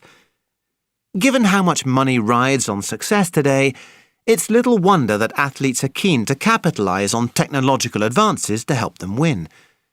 It seems that the old saying, "It's not whether you win or lose," has been replaced by, "Winning isn't everything, it's the only thing." But when people talk about the prowess of athletes in sports such as tennis, golf, track and field, it's impossible to ignore the part played by technology. Current-day records set with the benefit of these advances cannot be held in such esteem as those of the past. It's not surprising that poorer countries don't compete in sports involving a lot of technology. The investment required is phenomenal. Surely it's not acceptable that competition at the highest level is now only affordable to the elite due to the high cost of equipment. Text D. Technological advances in sporting equipment and better information about nutrition, training and psychology have added significantly to athletic performance. Professional athletes now have access to far better equipment than ever before, and this has undoubtedly played a role in the achievement of these athletes in their respective fields. Yet it doesn't negate or fully explain their accomplishments, even though composite tennis rackets, ultralight running shoes and fiberglass poles have enabled them to perform better than ever before. No competitive professional would think of returning to the wooden tennis racket or bamboo pole. Today, the alternatives are just that much better. Sports, like all human enterprises, evolve over time. Technology will no doubt continue to fuel improvements that help push the limits of athletic ability still further. But records in future will be broken less frequently, and incremental gains will be tiny, as technological innovation helps to optimize the performance of all, and athletes begin to approach their physical limits. 2.6 Dialogue 1. So the other day, I got my new bank card through the mail, and it's one of those contactless ones. You just place it on the handset. You don't have to input your PIN number or anything. The only thing is, the maximum transaction is £20, which is a bit of a hassle. Well, for little stuff, like if you're in a rush and just grabbing a coffee or whatever, it's great. And people want that nowadays. But what happens if somebody nicks your card? That'd bother me. It's bizarre how things have changed over time. Like, you used to swipe your card and then sign to pay for something, and then we had chip and PIN, and now we've got to the point where we just tap our cards. Feels like I barely have time to get used to one technology before the next one is introduced. Even chip and PIN worried me because I thought if somebody was looking over my shoulder, they could see my number. I think it's getting less safe, and wanting everything so fast means we're getting lazy, just like with the cards. We're certainly living in a world where we want everything instantly. It's like those travel cards that you can top up on the go. That's what these cards are about, being quick and convenient. But that means compromising sometimes, and that's not always a good trade-off. Dialogue 2. I'm probably the only person I know who's not into social media. I miss real conversations face to face, don't you? We seem to have lost the habit. I agree. But then when you are face to face, it's sometimes no better. It drives me potty the way you see some people flick through Facebook on their phones while other people are trying to engage them in conversation. It seems downright rude to me. I guess it's okay for people who live far away from each other so they can keep in touch. But when you're right there, well, I just don't get it. And liking something is so easy. People like things they haven't even read. It requires so little attention and commitment, and the words have no depth. I think it cheapens human contact. Honestly. And just don't get me started on texting. Personally, I want to erase myself from all this social media, but that's actually a real pain in the neck to do. I mean, it's surprisingly difficult to disappear completely from a social network once you're registered. I hear there's an app that permanently deletes you from all that stuff and leaves no trace, as if your Facebook profile had never existed. Oh, really? Sounds like just what I need. Dialogue 3. Books are unique, aren't they? Unwinding with a good book always cheers me up. There's no finer feeling, you know? Really savoring a book and not caring about anything else. I really think they're objects of desire. And you don't think the same joy can be got from an e-reader? I mean, the act of reading is the same. Maybe they're not as romantic, but they are much more practical. Can you imagine going on holiday with all those piles of books again when you can have them all on one device? I'm not fussed about the weight, to be honest. And when you're finished, you can give them to your friends. It enriches the whole experience to be able to share. Well, I'm sorry, but I don't go anywhere without my e-reader now. It's positively addictive and I can read it anywhere. And when I want a new book, I can download it right there and then and start reading it immediately, which means I am actually reading more now. It's amazing. You should try it for yourself. Oh, they just don't appeal to me. Just compare reading the printed page with that screen glaring at you all the time. We have too many screens anyway. We don't need another one. Now you're just being old-fashioned. 2.7. 1, Pass a card through an electronic reader. Swipe. 2, Accept something undesirable because it's easy. Compromise. 3, Make less valuable or meaningful. Cheapen. 4, Read quickly. Flick through. 5, Enjoy in a relaxed way. Savour. 6, Steal. Nick. 7, Shine brightly. Glare. 8, Improve the quality. Enrich. 2.8. Hello again. This week on Tech Report, Sarah and Lyndon are going to be talking about two relatively new tech solutions. Sarah, let's start with you. Hi, Steph. Well, last weekend, me and some friends went to a new Asian restaurant that had these great touchscreen menus. There's nothing new in that, is there? I mean, I've seen plenty of menus on tablets in lots of restaurants in town. Well, yes, you're right, of course, but this was different. They were actually part of the table. We used them to choose and order our meal, and they told us how long it'd be before we had the dishes on the table.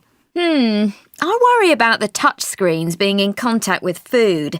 That doesn't sound like a good idea to me.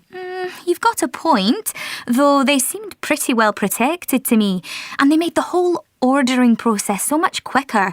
I mean, that can't be bad, can it? I hate having to wait in restaurants, don't you? Absolutely. I'm totally with you on that. I hate waiting too. Maybe they're not such a bad idea after all. Lyndon, what about you? What tech wonders have you seen this week? Well, again, the basic concept is nothing new. Virtual mirrors have been part of online clothes shopping for some time now, but this was the first time I'd seen one in a real-life shop. So, what's the difference? Well, the screen is much bigger, just like a normal mirror. You stand in front of it and you see the whole length of your body. Then you choose the clothes you want from a menu on the screen, and the mirror automatically shows you what they'd look like on you. I can see the point if you're shopping online, but when you're actually in the shop, you can just use the changing rooms, can't you? I'm sorry, I really don't agree with you here. I think they can be really useful. You can look through the fashions much more quickly than if you were looking through the rails, and you can combine them with shoes and accessories that you might have at home. It gives you a much better idea. Do you think we're going to see virtual mirrors in high street fashion stores anytime soon? I can't see it happening myself. I agree, it's unlikely to work in busy chain stores, but in smaller, more exclusive boutiques, I think it'll be a hit. I'm afraid I'm not so sure. I definitely prefer the menus. I've got to agree with you. They're more fun. That's all we have time for this week, but we'll be back next week with a whole new episode of Tech Report. And if you like the show, why not consider liking us on Facebook or telling a friend? Bye for now.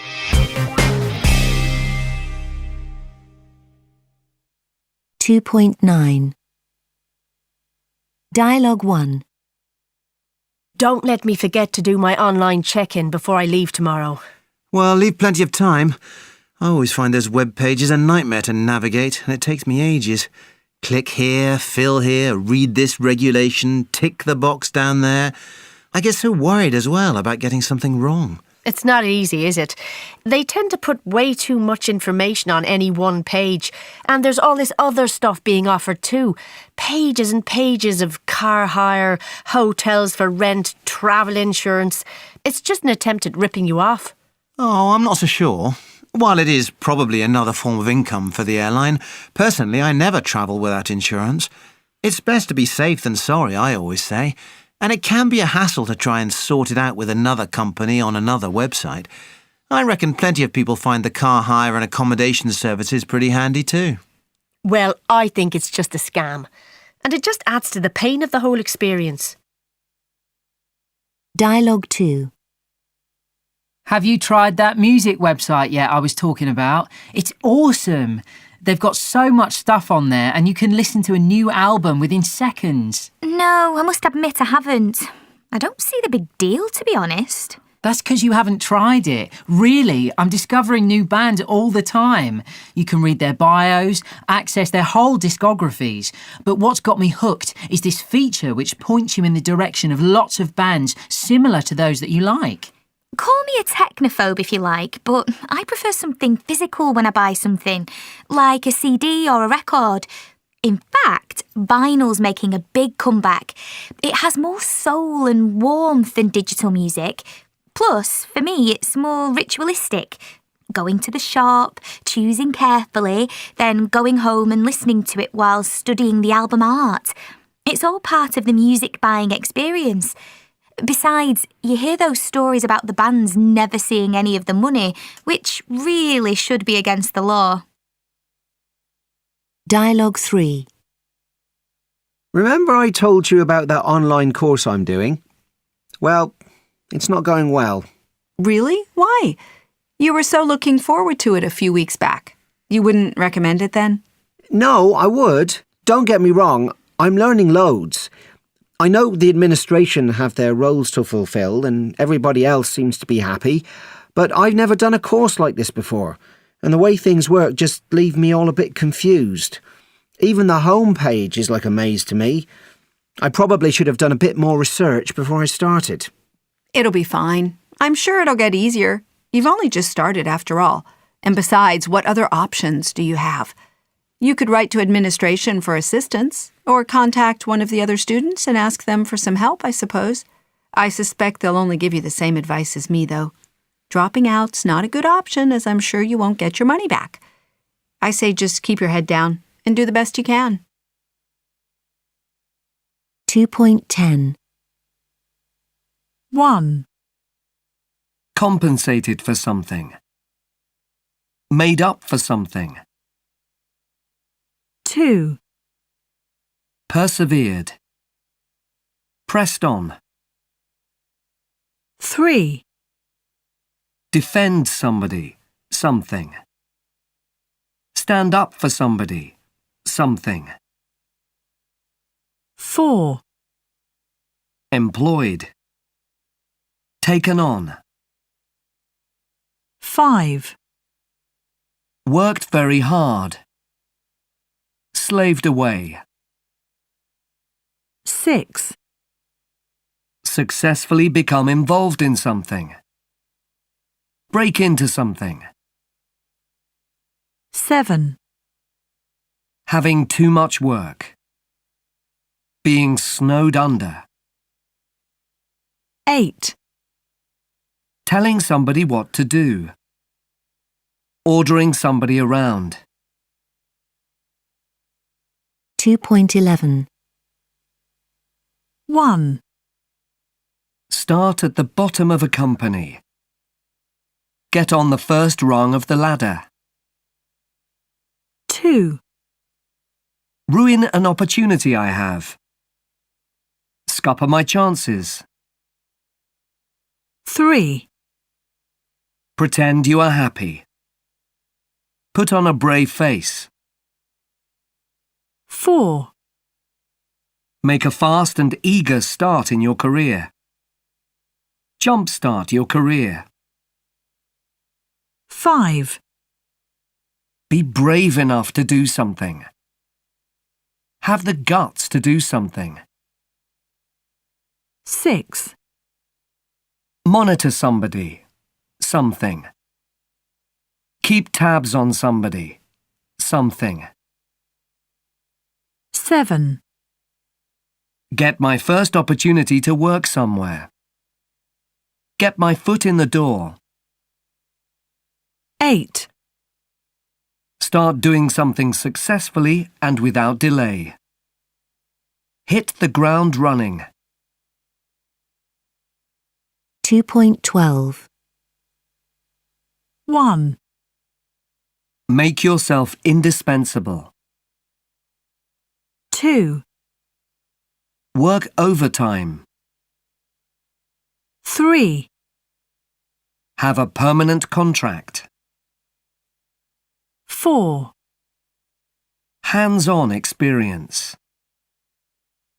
5, Do menial tasks. 6, Land a permanent job.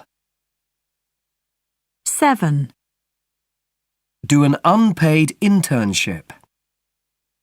Entry-level job. Gain experience. 8, Cover expenses. 9, Do a short-term placement. Be paid the minimum wage. 2.13. 1, Make a profit. Make a loss. Make a mint. Make your target. Make ends meet. 2, Get a rise. Get a pension. Get perks. Get a financial incentive. 3, Work for a pittance. Work for peanuts. Work on commission. Work for nothing. 2.14. Starting out. Meet some of the recent winners of the Enterprise Awards, a scheme developed to recognise the entrepreneurial talent emerging from universities across the UK. A. Ross Kemp, ASAP Watercrafts. The hardest bit was starting, honestly. My product was something that began as a project at university. Once I started, each step led to the next, with difficult decisions to make at each one. My biggest mistakes always came when I tried to do everything myself. I soon realised that I couldn't do everything without sustaining financial losses, and very often other people can do bits better than me. A challenge is knowing who to trust and where to gain feedback.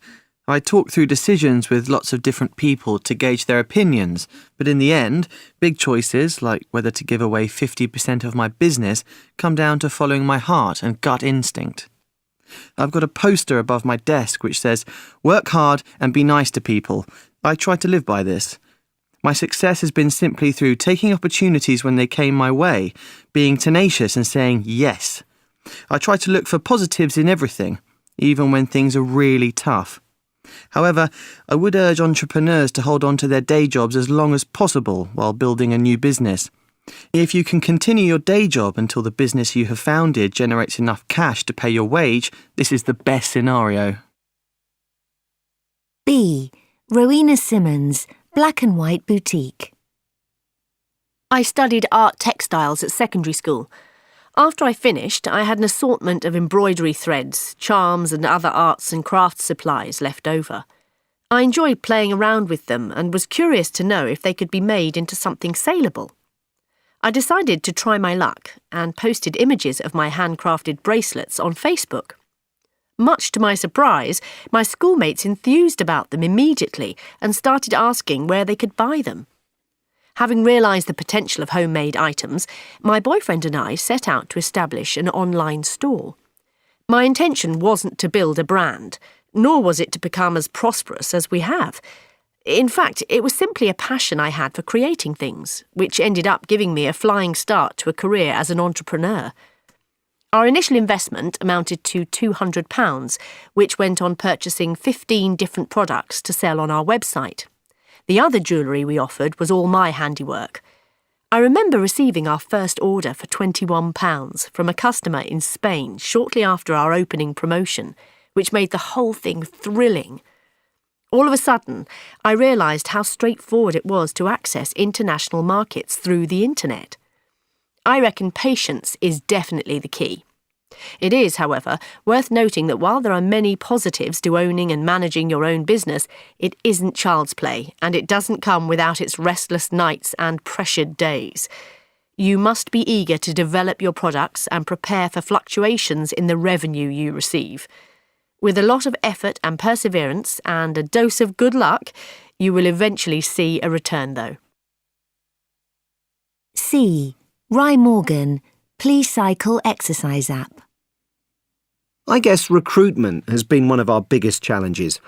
I was fresh out of university and still had a baby face and had only had experience as an intern when we started.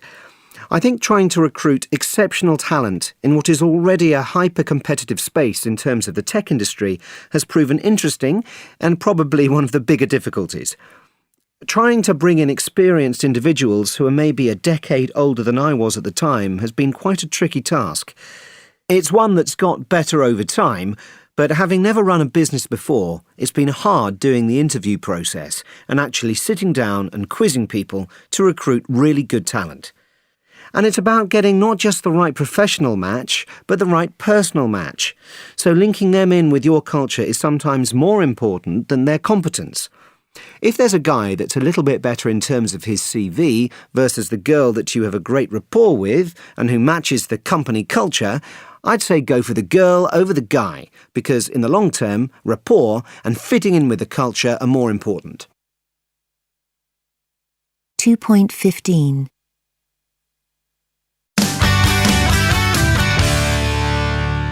Hello, and welcome to Talking Business. Today, as part of our series on helping people get work, we're discussing job interviews with psychologist Jonathan Henson and company director Carol Johnson. Jonathan, you've made a study of interview techniques and what makes some people successful and others not. What would you say is the most important thing people should do to prepare for a job interview?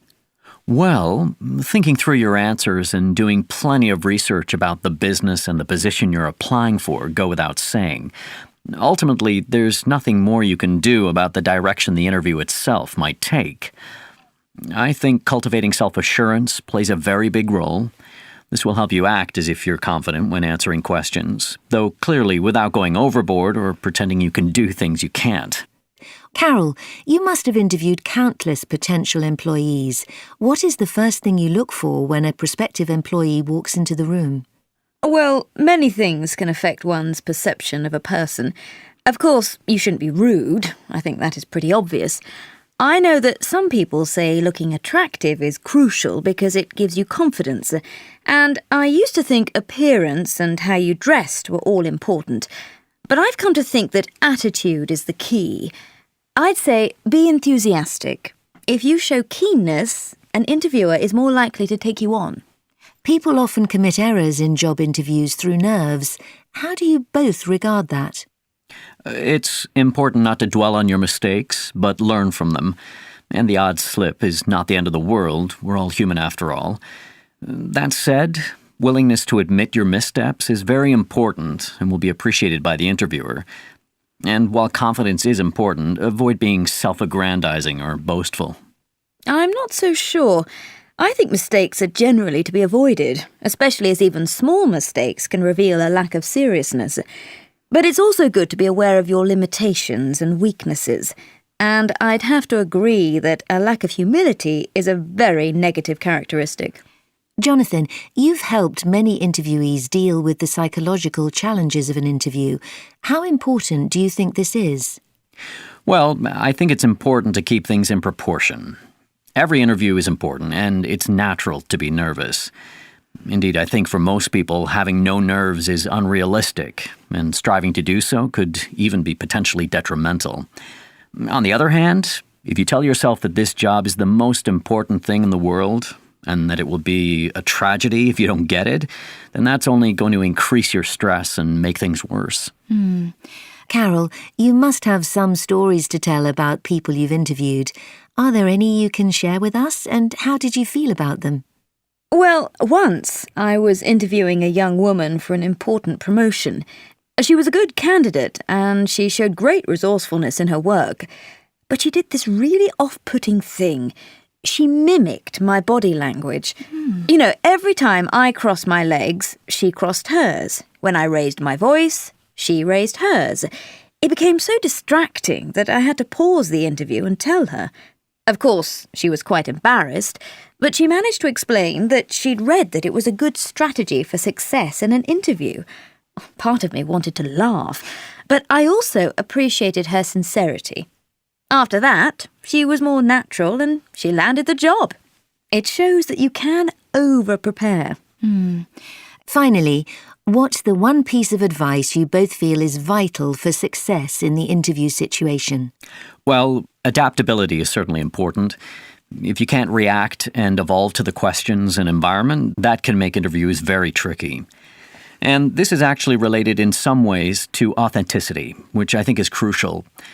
Of course, you need to be prepared, but don't go in having learnt your lines and try to fit them into every answer.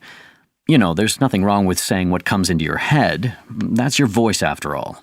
Well, I think persistence is helpful. Halfway through the interview, some people become discouraged and think, "Oh, I'm doing really badly here, I've failed this." And your perception can be totally wrong. But yes, being yourself is vital. Say what you think, not what you've been told to say. An interviewer will always appreciate that honesty. 2.16. 1. Willing. Willingness. 2. Adaptable. Adaptability. 3. Keen. Keenness. 4. Resourceful. Resourcefulness. 5. Self-assured. Self-assurance. 6. Persistent. Persistence.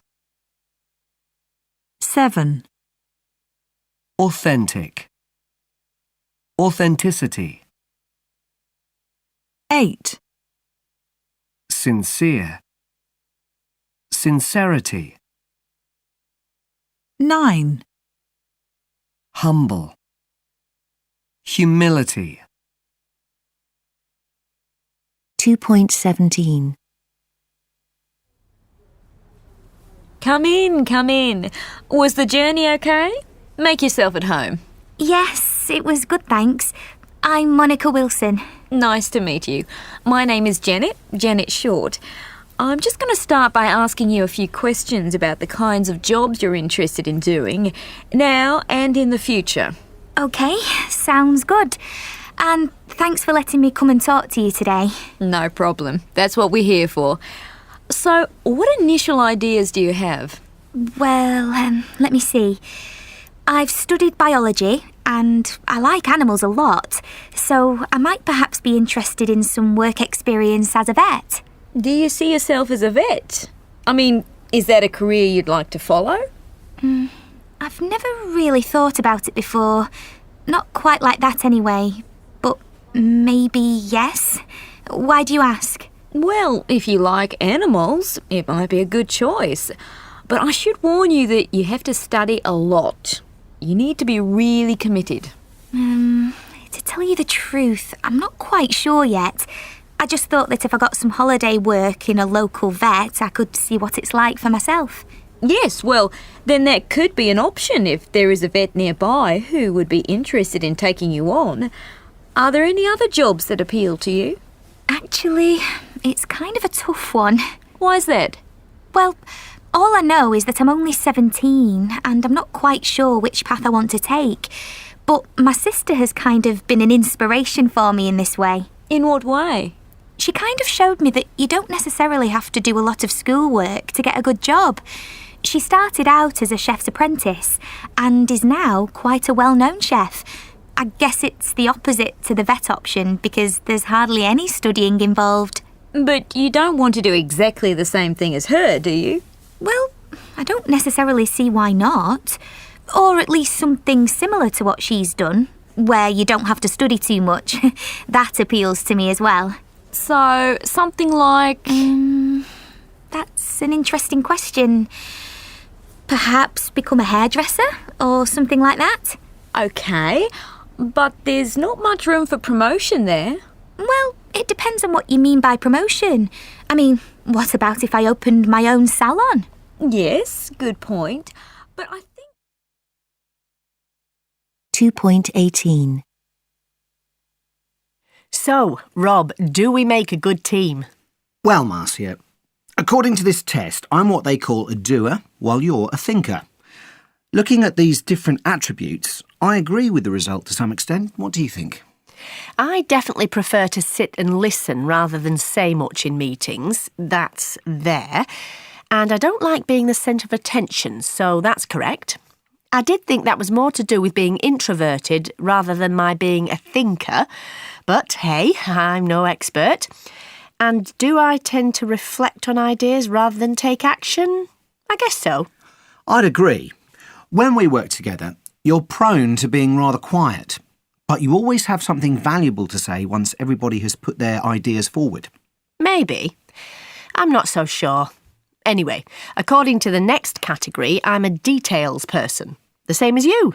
That means, let me see... yes. We both think realistically and prefer practical solutions to problems rather than thinking outside the box. And we both tend to focus on details rather than take a more holistic approach. That's not good. We need someone more resourceful to compensate for our lack of originality. An ideas person. OK, but on the other hand, there's less likely to be conflict if we think along the same lines. Surely that's important in any team.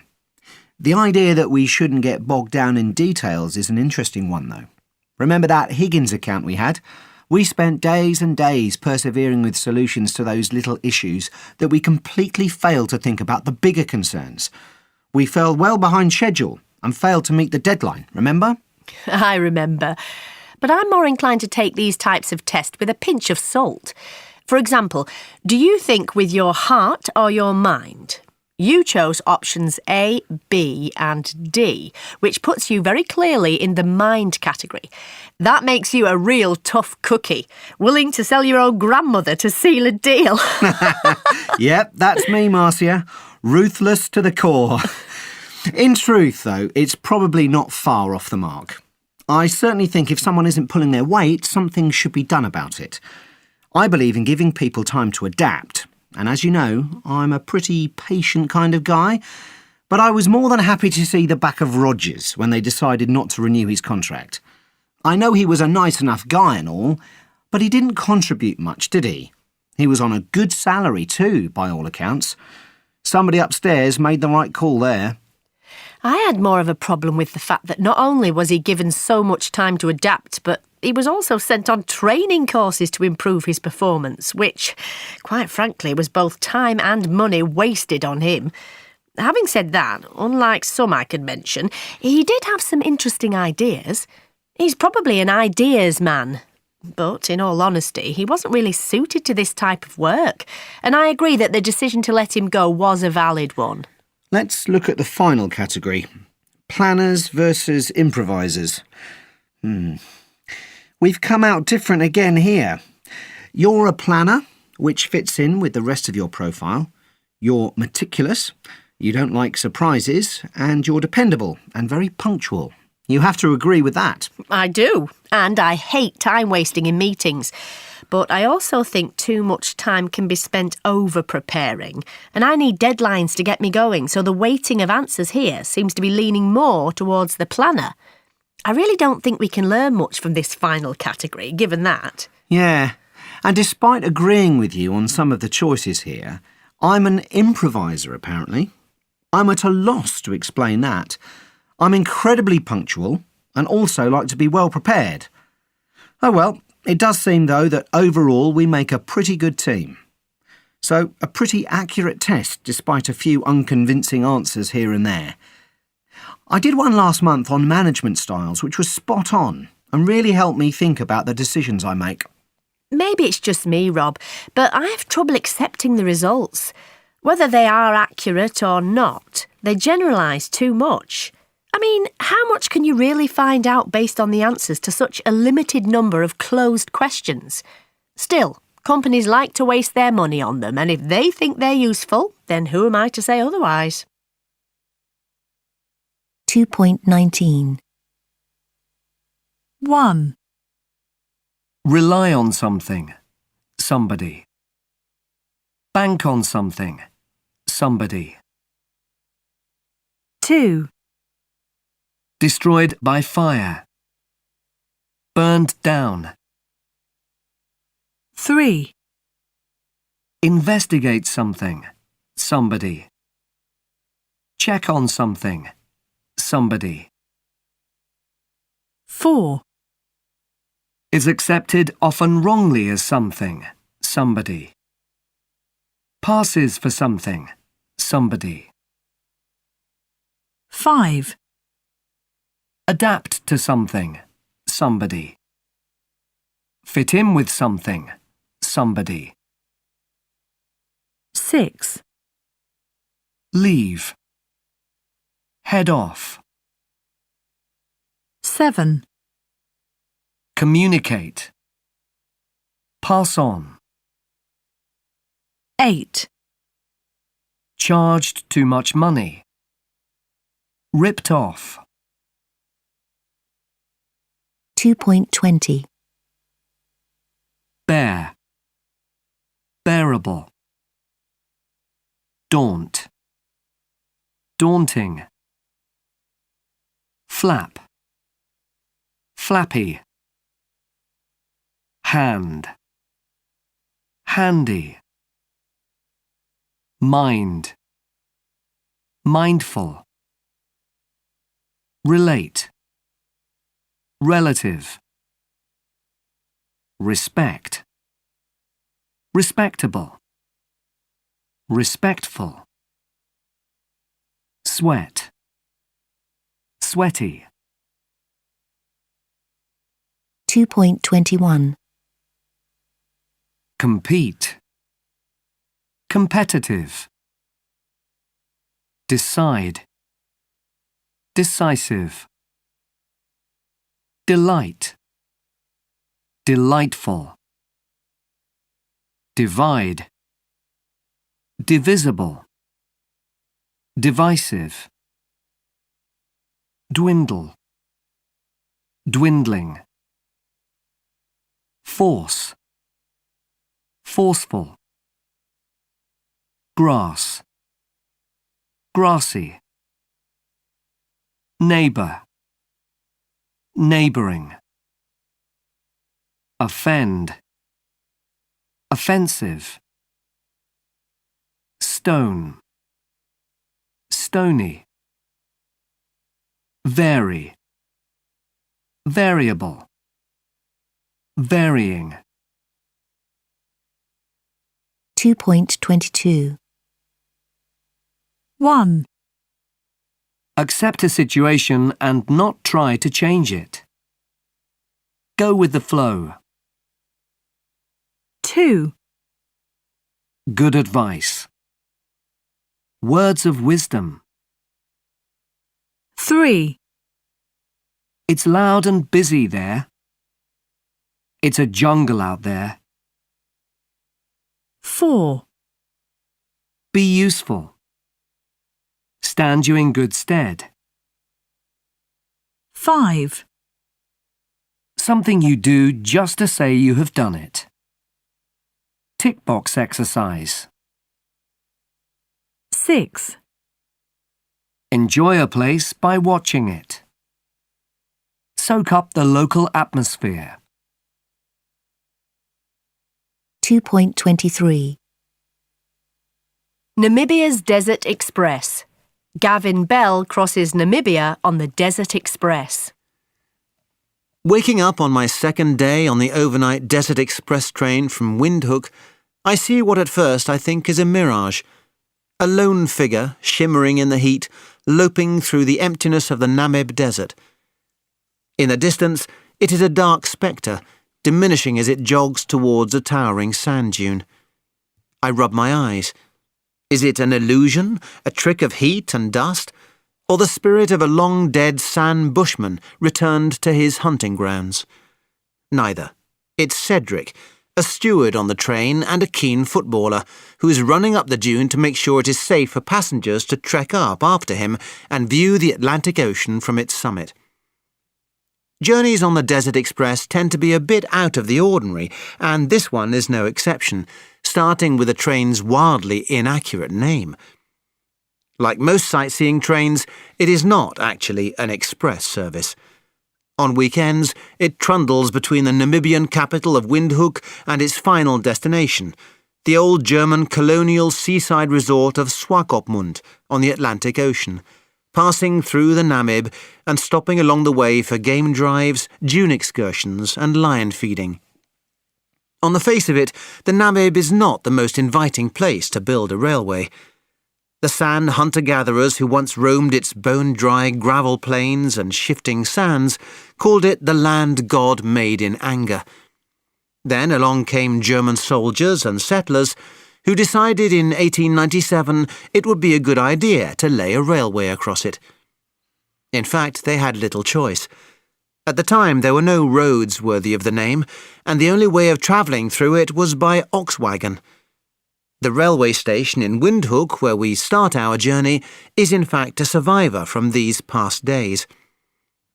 With 35 passengers on this trip, the public coaches are never crowded, and a troop of high-spirited but well-behaved Afrikaner children adds to the sense of fun. There is a bell that clangs to announce our departure, and soon we are out of Windhoek and chugging through low green hills. As if glad to be free of the city, the train slackens speed and proceeds at a pace an arthritic giraffe could match. A yellow butterfly flutters by, faster than us. An hour into the journey, we spot a troop of baboons preening each other on a hillock. Then we see a flock of vultures wheeling in the sky like scraps of burned paper above a carcass in the bush.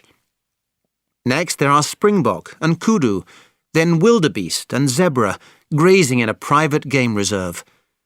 The highlight is a giraffe barely 20 yards from the train, regarding us with polite interest. But we're hoping to get a closer look at the animals soon. And sure enough, later on that first day, the train halts in the middle of nowhere. Beside the tracks there are 2 safari trucks waiting. We all pile in and bounce along dirt roads for a couple of hours. This is a disappointment. Supposedly there are white rhino and giraffe in the bush, but all we see are a few buck, 2 ostrich and a family of donkeys. The latter serve as guards against leopards. Apparently their braying scares the daylights out of the big cats and keeps them from preying on game on the reserve. Back on the train after our road trip, we tuck into freshly prepared game of the kind we had been admiring, and then, full of food, stagger off to our beds. Sleeping on a moving train can be tricky, but in a quiet siding outside a desert town, it isn't. When I wake, we appear to have passed through a space-time continuum and landed on Mars. The hills, the savannah, the camel thorns are gone. In their place is an endless flat nothingness of sand and rock, and in the grey half-light of dawn it has a reddish tinge. The sense of an extraterrestrial experience is heightened by a line of yellow lights twinkling on the horizon, like a lone settlement on a hostile planet. This is the land the Nama people call Namib, meaning plain without end. It stretches for more than 800 kilometres from north to south, and 120 kilometres from the Skeleton Coast to the grasslands of the Kalahari. There is no shade because there are no trees, and no rivers because there is no rain to speak of. Giant dunes driven by wind march across the desert, swallowing settlements that become ghost towns choked to death by sand. It is a strangely disturbing landscape to wake up to. Still half awake, I look out at the dunes. Beside the train, the monotony is broken by 2 lines of wooden telegraph poles marching into infinity that deepen a sense of loneliness. But this is where we stop for breakfast, and the dune sprinter appears, ready to guide us to the top. This strange place is now a tourist playground. Led by the train staff, we climb a massive dune. From the crest there is a view to the ocean, 3 miles distant, shrouded in fog created by the convergence of desert heat and the icy Benguela current. In days gone by, this was a place of death for mariners, their ships impaled on reefs. Now, close to shore, a vessel hovers in the gloom like a ghost ship suspended in mid-air. Behind us lies a panorama of haunting beauty as we look back from the top of the dune over the Namib Desert. The desert is 2 billion years old, and its stillness exerts an almost spiritual influence on travellers who take the time to stand and stare. This is nature in all its primeval magnificence, where troubles of the modern world become utterly insignificant. It is also a place of fun. Running down a dune is easier than trekking up it, especially when you bound in great leaps and fly through the air. The excitement of running down a vast mountain of sand over, we approach the end of our journey and discover that the yellow lights we saw in the distance at dawn were the outskirts of Swakopmund. The ghosts of Schutztruppe cavalry who trotted through its streets are long gone, but happily the railway they left behind survives in the land God made in anger. 2.24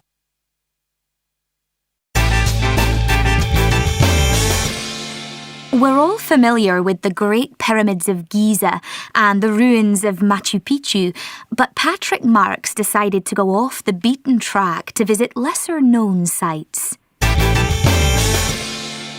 The 30-kilometer taxi ride from Cairo to Djoser Pyramid was not as uncomfortable a journey as I thought it would be.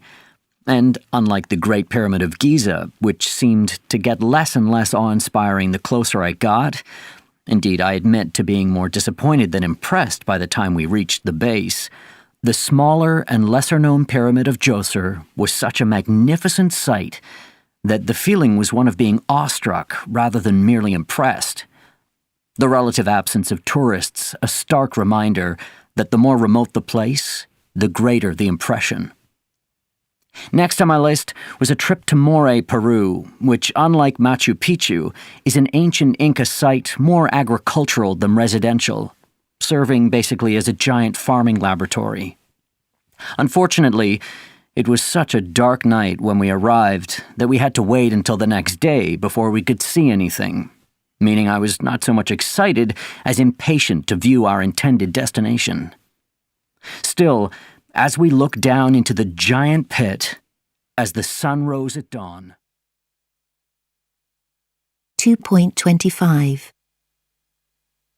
Dialogue 1 OK, here we are, 16A and 16B. Which seat do you want, the window or the aisle? Whichever, I don't mind. You choose. OK, thanks. I'll take the window. But first I'm going to the dining carriage to get a coffee. Can I get you something? Yes, a coffee would be great, thanks. Dialogue 2. However did you manage to park in there? That space is tiny. I don't really know. I just did it. It's pretty impressive, isn't it? It sure is. But are you going to be able to get out? I can only try. Dialogue 3.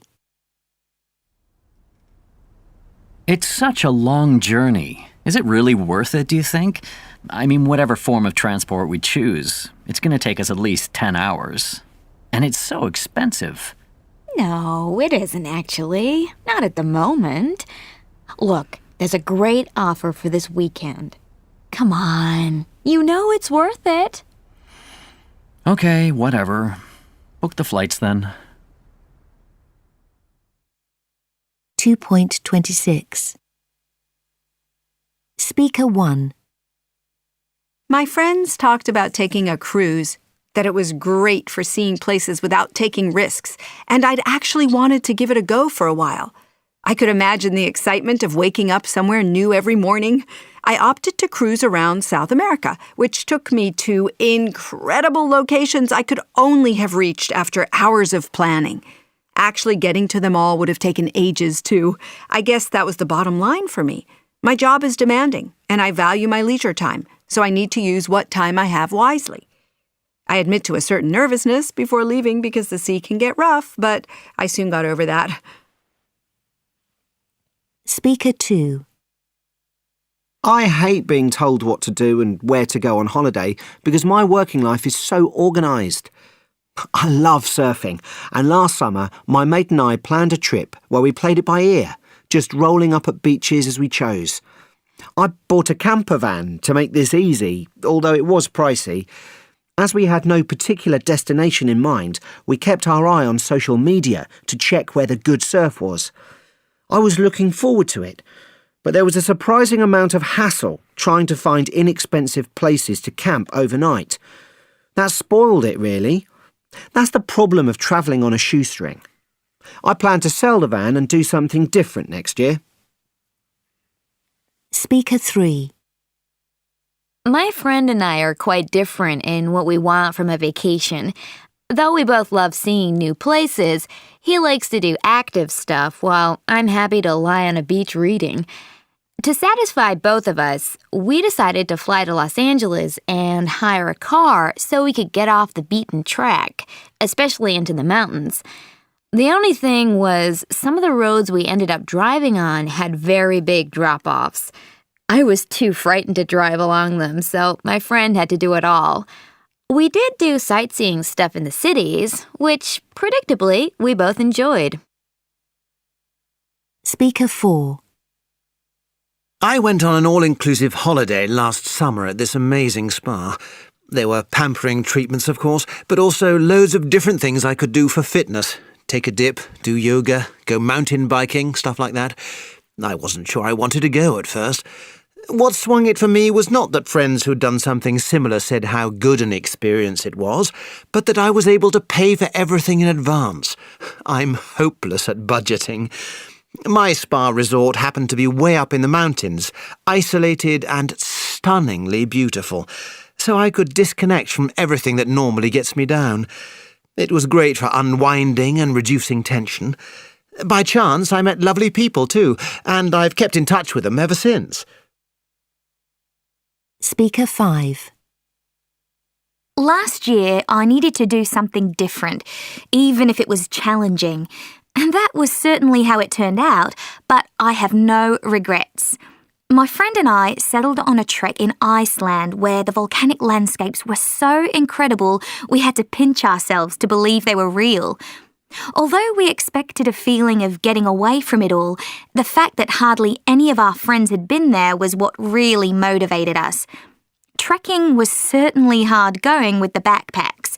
Luckily, by staying in shelters each night, we were able to travel fairly light. As we'd booked each shelter in advance, we were told we always had to reach the next one or lose the money, so we had to walk every day. But at least this meant we came across lots of other trekkers with colourful stories to tell. 2.27. 1, Play it by ear. Improvise. 2, Take a dip. Have a swim. 3, Get away from it all. Escape your normal routine. 4, Get off the beaten track. Go where few people go. 5, Travel on a shoestring. Not spend much money on a trip. 6, Pinch yourself. Convince yourself something is real. 7, Roll up. Arrive. 8, Use your time wisely. Not waste time. 2.28. 1, Try it. Give it a go. 2, Looked after. Kept an eye on. 3, Persuaded. Swung it for. 4, Priority. Bottom line. 5, Difficult. Hard going. 2.29. So, let's have a look at these photos of holidays then. What do they have in common? Well, I can see a number of similarities in photos B and C. They're both holidays you can do quite cheaply, sightseeing and camping. The tourists in the city, the sightseers in photo B, are obviously backpackers. They're probably staying in hostels, that kind of place, and they're probably on a pretty tight budget. These two photos are also alike because these are holidays that young people with limited funds might like. On the other hand, photo A differs from the others in some key ways. First of all, it's a very specialised holiday for physically fit people. Scaling a peak as high as the one in the photograph requires a certain set of skills if it is going to be done properly and safely. There are other notable differences too. You can imagine how much all that equipment costs, meaning this is definitely a holiday for someone who doesn't have to worry too much about money. It also takes place largely in a single location, as compared to a sightseeing holiday, for example, during which you're probably moving around a lot from city to city or country to country. You know, like doing a tour on Interrail. That's much more dynamic because it lets you see lots of things quite quickly. The mountaineering holiday is also dissimilar in that it probably requires a great deal of preparation and a predetermined schedule. In contrast, on the sightseeing holiday, you're much freer to do what you want when you want. You can decide to go somewhere else whenever you like. It's for spontaneous people who want to choose for themselves. I agree with you, but talking about freedom, there are differences between holidays B and C as well. On the sightseeing holiday, you'd be surrounded by people, whereas on the camping holiday, the people obviously want to be on their own. You know that the people want to be alone because they could have gone to a campsite and been with others, but instead they chose to go to a very wild location. Unlike the sightseers, these people want real peace and tranquility, just walking in the country and relaxing. Another crucial difference is that, unlike photo B, this is a holiday about being out in the wilderness, at one with nature, leaving the city behind and enjoying the silence. 2.30. Speaker 1. It was the first time I'd been back to Paris since my university days when I'd visited an old friend, Lauren. We've lost touch now, and I'm not sure she's still there. Besides, what with having to organise the meetings, refreshments, and all the accommodation arrangements, I probably wouldn't have had time to socialise anyway. The conference room being double booked didn't help either, let me tell you. That meant quite a lot of extra running about that left little time to be bored. Hopefully, though, next time I go back, I'll be able to get out and about more and see some sights. I do think I'll try and establish contact with Lauren again, though. Speaker 2. I'd considered it a great opportunity to catch up with an old buddy. I had a few days off work and we hadn't seen each other for years. We both work in sales and are quite busy in general, but at this time of year business can be a little slow. It was all quite last minute, if truth be told, and the tickets were cheap, and there was no predicting such a freak storm at my end. What with the delays and all, by the time I landed in Munich, my next flight was already in the air. Of course, it was too late to cancel everything, so I decided to make the most of being in a new city and turned it into a little sightseeing trip. Speaker 3. I've always had an amateur interest in robotics, so when I heard about the exhibition, I decided I had to go. It's really big business nowadays, and all the experts in Europe would be there, so it was a great opportunity to learn something new. I looked into flying initially, but that was beyond my means, and I was thinking of cancelling. But then a friend put me onto car sharing, where you find someone going to your destination and share costs. A great deal, I thought. But when I saw the state of the vehicle, I must admit I can't say I was optimistic. In actual fact, we barely made it to the border before the trouble started. Speaker 4. Since moving abroad, I haven't been able to see friends or family so often. So when my sister decided to tie the knot, I thought I'd better book a flight and catch up with everyone. The fact that my passport had expired caused an initial panic, as obviously without that I'd never get through customs or out of the airport.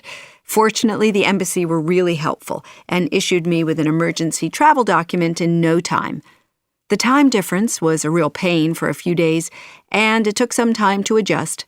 But by the day of the ceremony, I was back to normal, had a wonderful day, and I even bumped into some old friends I hadn't seen in ages. Speaker 5. Me and my friends have been meaning to go for ages. So when we saw that this year the festival was taking place just over the border, we thought we'd make a trip out of it.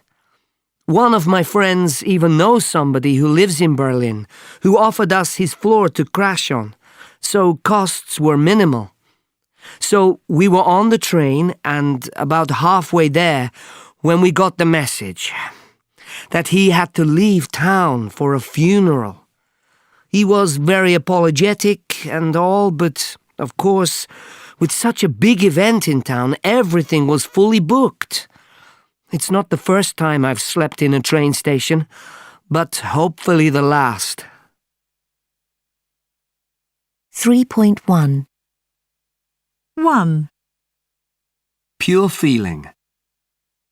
Sheer sense. 2.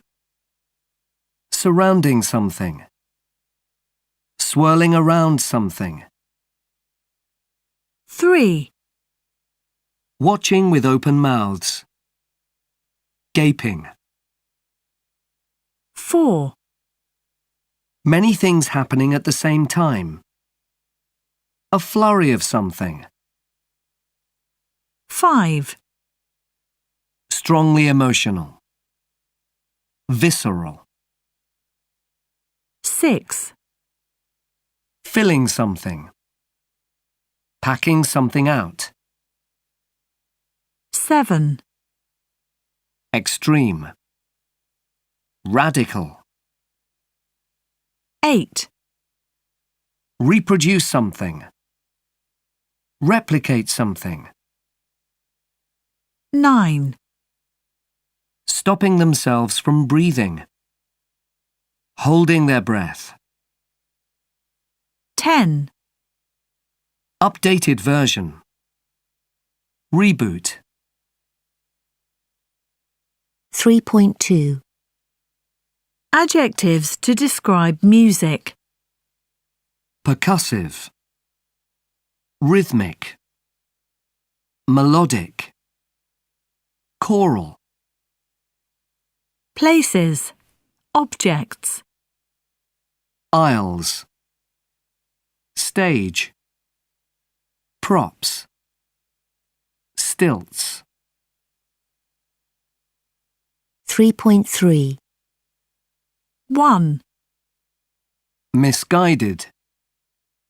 Ill-judged. 2, Very exciting or frightening. Heart-stopping. 3, Having continued for a long time. Long-running. 4, Having a great influence or effect. Far-reaching. 5, Having your mouth open because you are amazed. Slack-jawed. 6, Earning the largest amount of money. Highest grossing. 3.4. 1, Having good intentions. Well-meaning. 2, Very exciting, shocking, or strange. Mind-blowing. 3, Unlikely or difficult to believe. Far-fetched. 4, Full of exciting events. Action-packed. 5, Clever. Quick-witted. 6, Not liking to spend money. Tight-fisted. 3.5. Now on Art Attack, it's time for our regular feature, 2-Minute Histories. Today's subject, performance poetry. Spoken poetry has its roots in pre-literate societies. In ancient Greece, epic poems like Homer's Odyssey were recited to music by a poet-singer. Their poetry spoke of subjects of love, war and peace, relationships with the gods, and grief and loss. The advent of printing in the 15th century changed the role of the poet from entertainer to provider of written texts and transformed many listeners into solitary readers. The Beat movement was an American literary movement originating in the 1950s. Beat poets like Allen Ginsberg brought poetry back to the streets with spoken word performances. Open mic nights, introduced in the 1980s, allowed unknown poets to perform their own work on stage and led to the development of poetry slams, where competitors were given a time limit to present their work to a set of judges. Arising from urban unrest in the US in the 1970s and 80s, rap and hip-hop led to new ways for non-traditional poets to showcase their skills. Performance poetry is one of the most popular forms of poetry today. Contemporary performance poets are achieving new levels of prominence thanks to YouTube and other online media outlets. 3.6. The Irresistible Rise of Kate Tempest. Kate Tempest is a poet from Brockley, South London, and the youngest ever recipient of the prestigious Ted Hughes Award for New Work in Poetry, recognising excellence and innovation for her 2012 piece Brand New Ancients. But there's more to Kate than meets the eye. On the one hand, she's the soul of modernity. She began her career as a rapper and is still vastly popular on the rap circuit. She had a wayward youth, living in squats and getting tattoos, and her voice is hardly upper class. Her London drawl is full of street slang and glottal stops.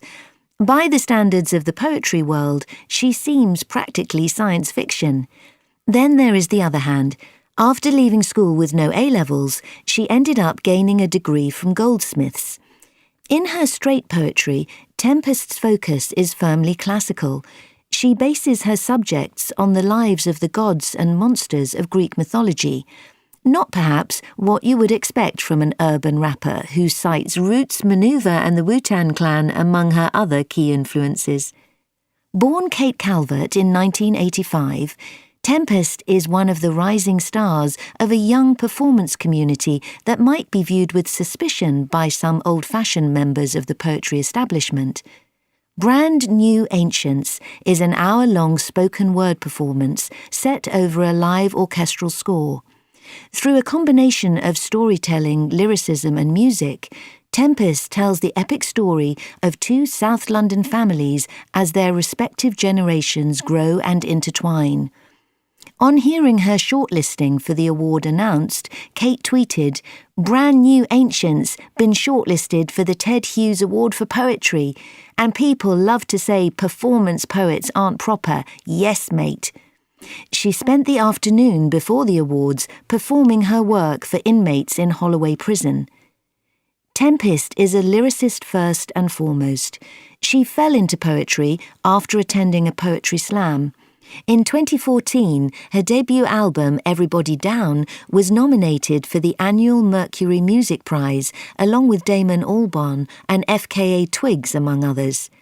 In the very same week, she found herself named as one of 2014's Next Generation Poets by the Poetry Society for Brand New Ancients, joining a once-a-decade list of the brightest talents in the UK and Ireland. Then there is her novel, which more fully explores the plotline of Everybody Down, the 3 plays she staged over the years, and her phenomenal reputation as a spoken word poet. "I feel extremely lucky to be in a situation where I can indulge all the different parts of my creative personality," she says. When it comes to poetry, Tempest is fascinated by the distant past. Stories from the classical world were part of her childhood. These are the sort of stories that really infiltrate, about families and archetypal human tendencies and raw, dark emotions. They never seemed dead stories to me, they always lived and were real. But Tempest's poems aren't simply routine retellings of time-worn tales. Rather, she picks up the fabulous familiar characters, dusts them down and hauls them into the present. In Brand New Ancients, the gods are recast as 2 warring families whose lives highlight the immortal and very real truths of love and loss. Her full-length poetry collection, Hold Your Own, is based on the mythological figure of Tiresias, the blind Greek prophet who spent 7 years transformed into a woman. In both works, Kate holds up a mirror to contemporary life in a direct and provocative way. Brand New Ancients has been performed to packed concert halls on both sides of the Atlantic. On stage, Tempest has a genuinely mesmerising presence and is acutely responsive to her audience. Her physical presence is charming, disarming, both childlike and mature, with a confidence in how her body uses space, but also maintaining the innocent, wide openness of a very young girl. Audiences are captivated by her spell, calling out encouragement. In her work, Tempest handles empathy for the marginalised, the powerless and the dispossessed, as well as gender. Her voice raw, her posture vulnerable, she pleads with the audience to be empathetic towards our fellow human beings. Tempest has helped to popularise spoken word poetry, reaching a whole new audience. According to Poetry Society director Judith Palmer, it's thriving among younger people. There's a lot of poets trying it, but it relies on festivals having the nerve to commission new work. Festival Republic, which organises festivals around the UK, first booked Tempest to perform in 2008, and she has appeared at their Latitude Festival several times since. She was a strong voice and is quite unique. There are page poets and there are live poets, and she's very much a live performance poet. Once you've seen her perform, you're quite mesmerised, the organisers say. However, some would argue that Hold Your Own turned her from a performance poet to a page poet. Her ability to defy categorisation is a strength, Palmer adds. A good writer can do different things, she says. With a now for Kate Tempest? I can't wait to find out. 3.7.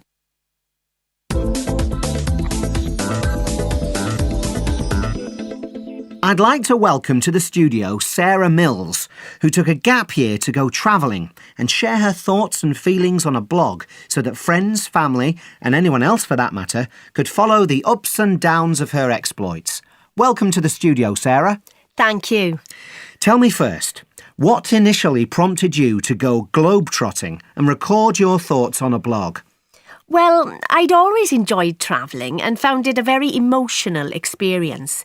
But whereas traditional travel blogs and programmes seem to focus on what you see and do and not how it makes you feel, I decided to focus on the latter and use the blog as a means to share the full gamut of different feelings you can experience on the road. To be honest, I thought to myself, nobody'll read it whether I recommend sites or not. Which basically meant that I was free to express my true feelings as well as any doubts I had when I found myself in, let's say, somewhat difficult circumstances. But the blog did become popular and eventually came in handy for another purpose. That's right. I decided to try to raise some money via a crowdfunding site. You know, where I could appeal for funds to finance my venture. Unfortunately, I got very little response. A few travel companies told me that had I contacted them beforehand or had I agreed to wear a sponsor's shirt, they could have helped me out. But I was more than a little wary about turning my trip into a marketing campaign. The next thing you know, they'd be saying, well, we'll give you some money on condition that you visit this or that site, or as long as you take a picture here. So what I ended up doing was appealing directly through the blog and, somewhat to my surprise, I had gained quite a few readers and they were more than happy to help finance me and keen for me to continue expressing my feelings without compromise. But for their support, I wouldn't have been able to keep going. And grateful we are to those contributors. Should you wish to follow the adventures of Sarah, she's going back on the road in a few weeks, and you can find her blog on www.sarah... 3.8. Dialogue 1.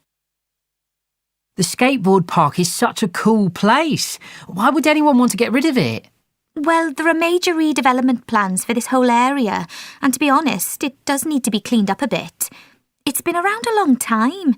There's not much else for us skateboarders at the moment, so at least the developers are offering to create a new site under the bridge, even though it'll cost them a lot.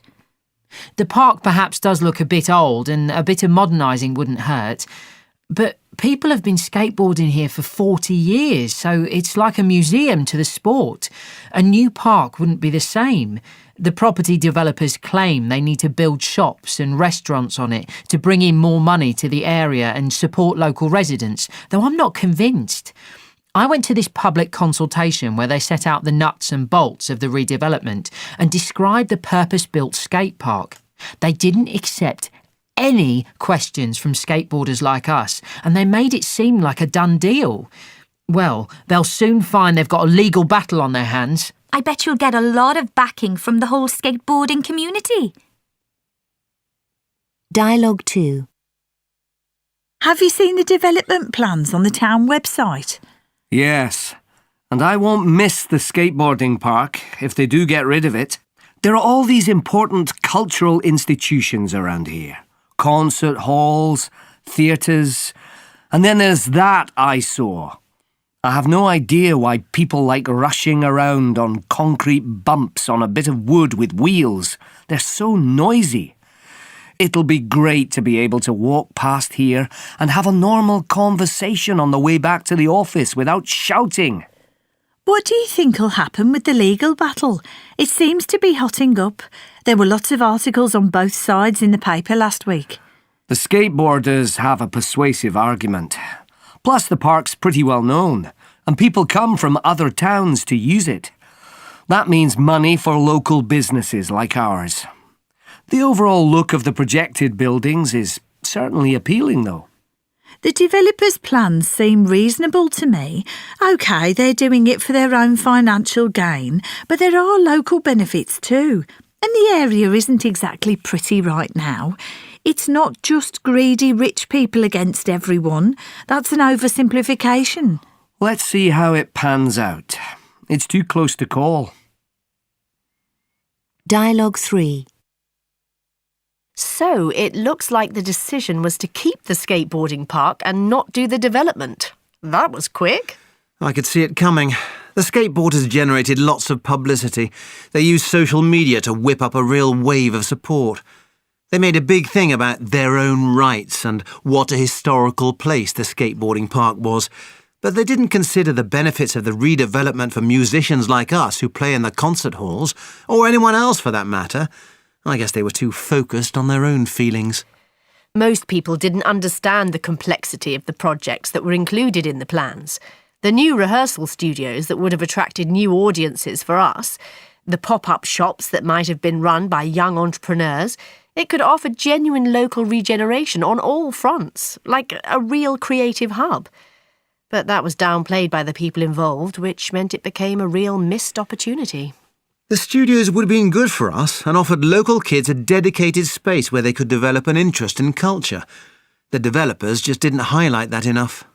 It's definitely a case of people not getting the message. 3.9. 1. Local regeneration. 2. Legal battles.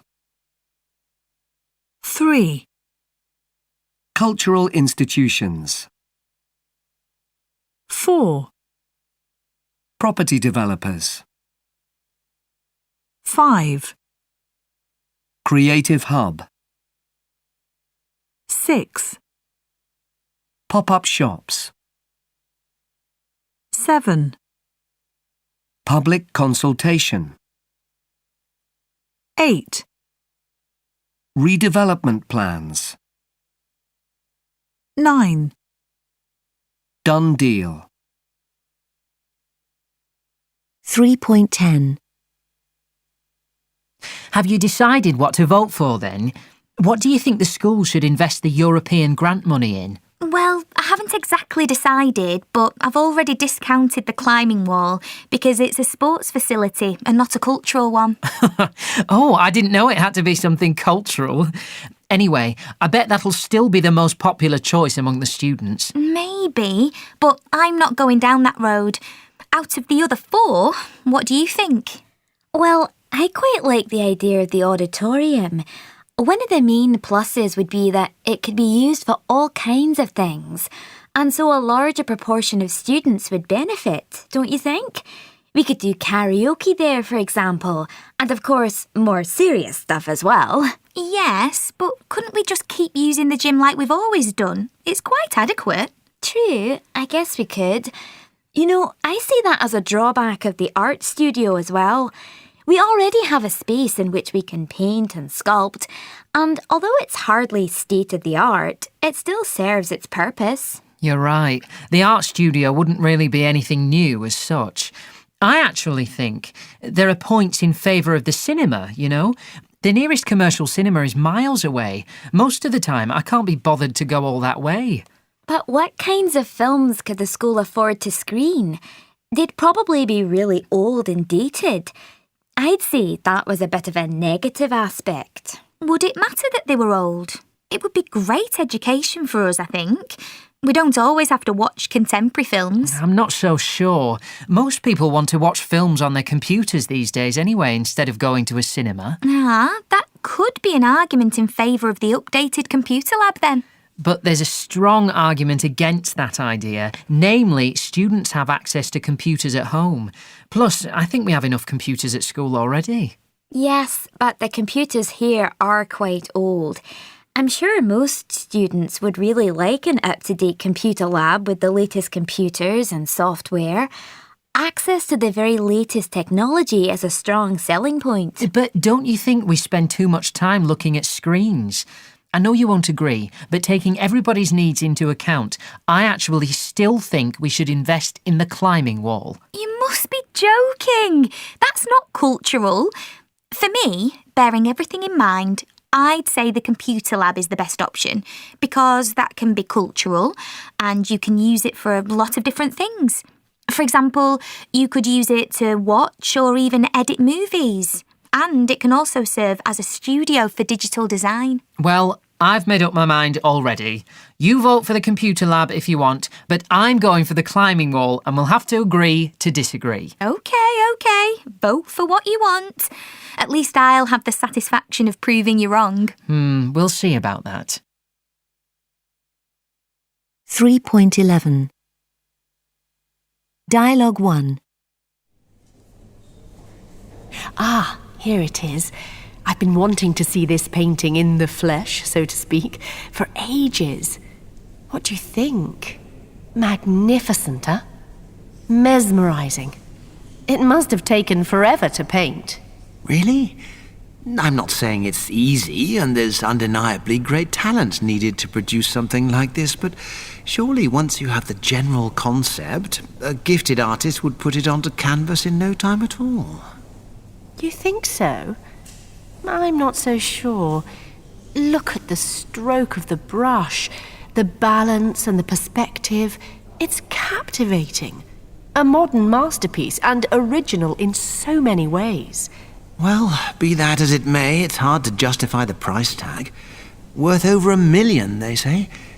Some think modern art has become so hyped up by the press and art critics that it's impossible to put any objective value on a piece nowadays.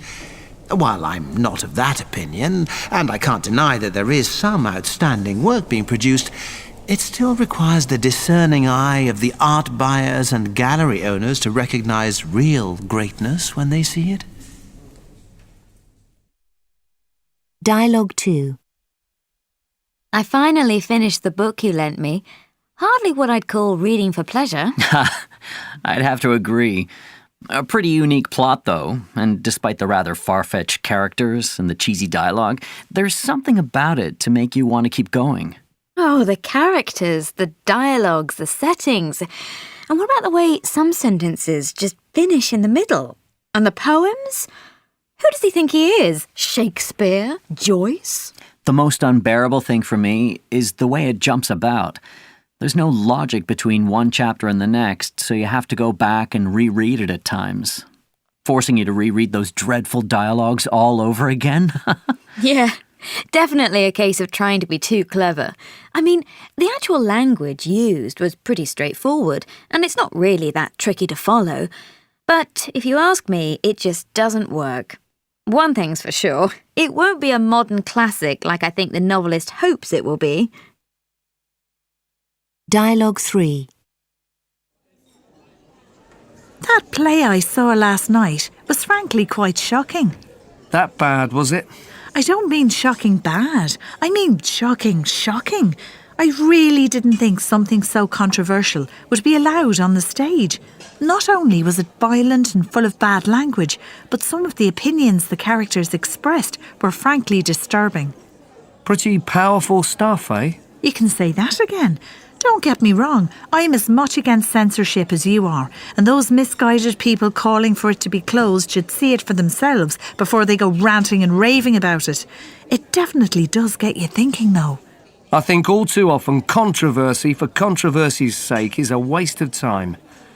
I'll happily sit through it if you can genuinely recommend it, but if there's no discernible message and it's just designed to shock, you'll have a tough time convincing me it's worth the time or the effort.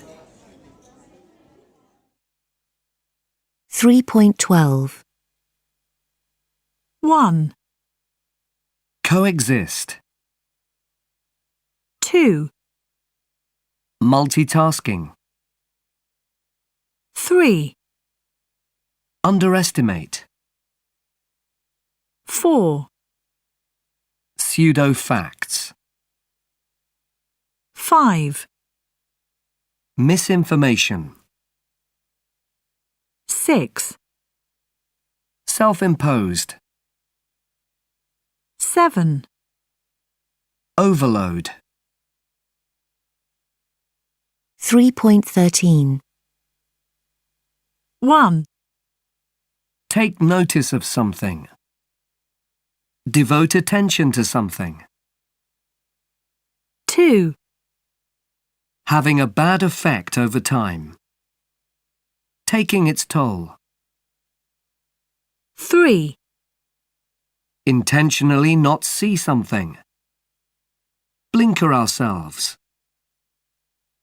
4, Confusing or complicating your thinking. Cluttering your thoughts. 5, Doing activities in order of importance.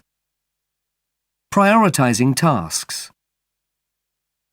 6, Notice prejudice or preference. Detect bias. 3.14. 1, If something blows your mind, it really impresses you. 2, If something crosses your mind, you think about it. 3, If you are in two minds, you are uncertain. 4, If you are out of your mind, you are mad or very foolish. 5, If you say, mind your own business, you are telling somebody not to ask about something private. 6, If you say, mind your manners, you are telling somebody to behave correctly. 7, Somebody who is absent-minded forgets things. 8, Somebody who is tough-minded is determined and unsentimental. 3.15. Walk yourself well with the help of a government-backed app. Keeping fit doesn't come easy to all of us, and if you're one of those people struggling to be more physically active and accomplish the 10,000 steps a day now recommended by health professionals, it helps to have some incentive to walk just that little bit further. If this rings true for you, then the Walk, a pedometer app with a difference, could be just the thing to encourage you to get up off the sofa and put one foot in front of the other. Created by developers Six to Start in collaboration with the UK National Health Service, the Walk is a fitness app for imaginative people who want a less intense workout than hitting the gym, but who still want to get active. Though not as strenuous as some other forms of exercise, regular walking has been shown to reduce the risk of heart disease and diabetes, as well as aiding weight loss and, somewhat paradoxically, increasing energy levels by boosting circulation and increasing oxygen supply to every cell in the body. The premise behind the Walk is that, through a case of mistaken identity, you are given a vital package to deliver to a distant destination in the UK. But, as you are about to board a train to take you there, terrorists blow it up and set off an electromagnetic pulse, rendering cars and trains unusable. Walking is your only option, and now the terrorists are on your trail because they want the device you're carrying. The underlying concept is to encourage players to perambulate in the real world as part of the aforementioned apocalyptic game narrative. Players' phones' accelerometers track the distance they cover on foot, unlocking levels and hours of storytelling narrated by talented voice actors. The further you walk, the further the plot progresses. Straightforward, engaging and effective, the Walk uses similar mechanics to its predecessor, Six to Start's Zombies Run, a popular fantasy running app, which currently encourages over 750,000 users to escape pursuing zombies whenever they go for a jog. By lowering the requirement to walking and focusing on increasing general daily movement rather than dedicated, prescribed and sometimes prohibitive training routines, it is hoped that almost everyone can reap the benefits this time. There's no question that the wider theory is an interesting one. Apps and games that encourage activity have the potential to cut down on healthcare requirements through prevention, negating the need to cure illnesses resulting from sedentary lifestyles. If broadly adopted, such products could take a bite out of the billions of pounds that obesity-related diseases cost the taxpayer each year. Even more intriguing is that the Department of Health is funding external mobile startups and indie developers at all. When asked to explain, the department disclosed that such investment is not only about encouraging lifestyle change, but also nurturing innovative ideas. So, while the initial motivation might be the potential savings gained through a healthier public, there appears also to be the subsidiary goal of encouraging jobs and economic growth. With government support, apps like The Walk, which otherwise might not have the resources that state backing can allow, stand a better chance of gaining traction with the public and ultimately making a significant contribution to both the health of the nation and the economy. 3.16 Michael, good to see you. It's been ages. How are you? Hi, Janet. Great, thanks. And you? Good, good. Are those beautiful flowers for me, by any chance? Had I known I was going to bump into you for sure, I would have bought you some. They're actually for my mum. It's her birthday today. And you're the second person I've just explained myself to. I just bumped into Paul, who asked me if I was going on a hot date. Well, lucky mum. I love flowers, but Jack stopped buying me flowers ages ago. Ah, you're still together then? Yeah. 2 years now. Everything's good, I have to say. Except for the flowers. Listen, I'm meeting my brother in half an hour at the cinema. He's there watching a film, and then we're going to go to my mum's for tea. You want to grab a quick coffee? Sure, why not? Which cinema is it? I'm meeting Jack at the Orion at 5. That's where and when I'm meeting my brother. Awesome. Let's grab a coffee at Mario's then. It's a 5-minute walk from the cinema. Then we can go there together for 5. Super. It's a plan. Let's go. Oh, these silly shoes. I can't walk in these at all. Here, take my arm. Thanks. Oh, look, there's Robert. Hi, Robert. Hi, Robert.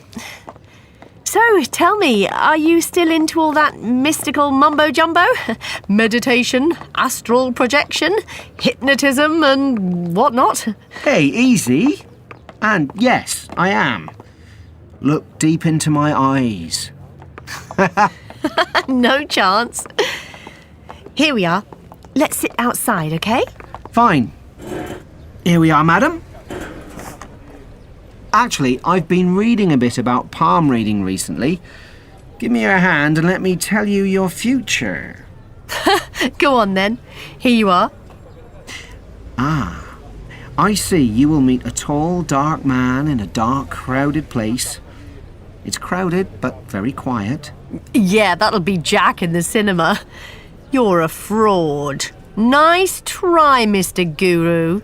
Okay, you got me. But please don't tell anyone. It could ruin my reputation. Oh, here's the waitress. What are you having? I'm not really sure. 3.17 The idea that you can become famous by having a YouTube channel is becoming more and more a reality these days. The number of YouTube stars is very much on the rise, but what do they do that attracts so many views? We went to discover more. Music videos are generally considered to be generating the biggest audiences on YouTube, but in actual fact, young video bloggers like American Bethany Mota are the new big stars. Her channel, which consists of beauty and shopping tips and lifestyle and home decoration ideas, receives approximately 6 million views per video update. She also has over 4.5 million followers on Instagram, the photo sharing platform, which is reckoned by some to be the new Facebook. As a result of her online success, a clothes label has branded an entire line of clothes and jewelry with Mota's name. Yet, it is a video game guru that is widely reported to have made the most money of any other YouTube vlogger. With over 36 million subscribers, Sweden's Felix Arvid Ulf Kjellberg, better known as PewDiePie, might be the most influential person in the video game industry, and is certainly one of the biggest on YouTube.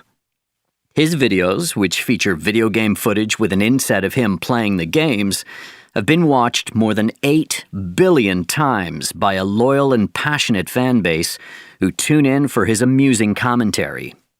Schellberg's annual income is reported to have been growing rapidly over the last few years, and it is now estimated to be around $4 million. Finally, it should be noted that becoming a YouTube sensation may just be a gateway to other things. Young Brit Joe Suggs made a name for himself with his Thatcher Joe YouTube shorts, which feature him playing practical jokes on his flatmate and undertaking a range of rather inane challenges. Whilst it is widely known that he has become a member of the YouTube boy band and recorded a #1 hit as part of the Band-Aid 30 supergroup, he was also chosen to record the voice of a seagull in the 2015 UK version of the SpongeBob SquarePants movie. 3.18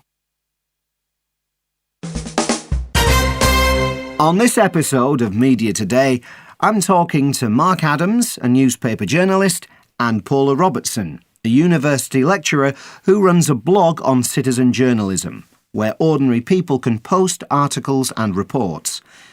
Mark, set the scene for us. How would you describe the responsibilities of a professional newspaper journalist? I'd say we inform the public about events and issues and assess their potential impact. We comb through public records and seek out other sources of information, such as interviewing people or visiting locations where noteworthy incidents have taken place. The bottom line is we strive to present a truthful, well-balanced account of things that have happened. Clearly, we stay within the law and we're careful about things like the privacy of people we write about. And of course, it goes without saying that we're good writers. So, Paula, in that case, what are citizen journalists and what do they do? Well, let's clarify the terminology. When ordinary people post their own accounts of an event on a blog or specialized website like mine, it's known as citizen journalism. Nowadays, the prevalence of social media means that news gets out quickly and often people post or tweet things without checking the facts.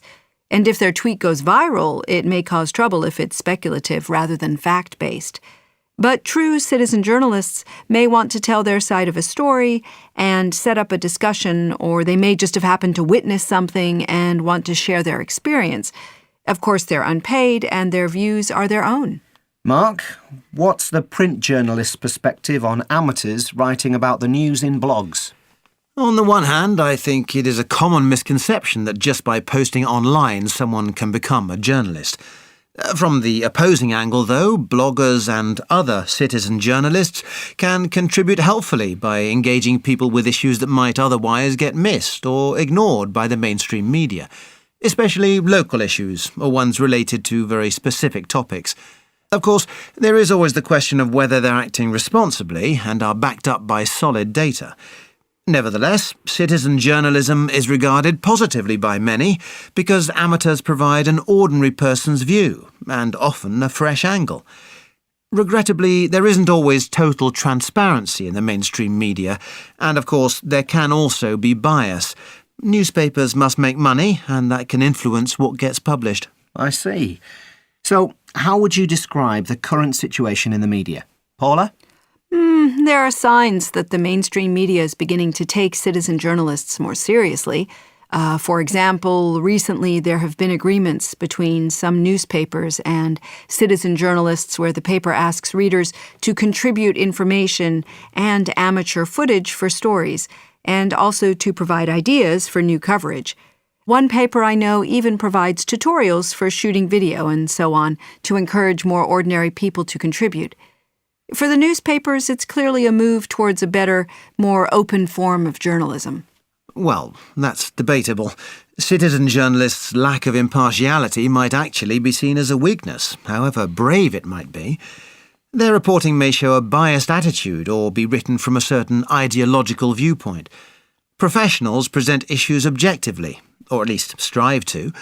And don't forget that most citizen journalists have had no formal training in reporting or dealing with sensitive issues, so they can be unreliable. Is there an example of a website you found particularly effective, Paula?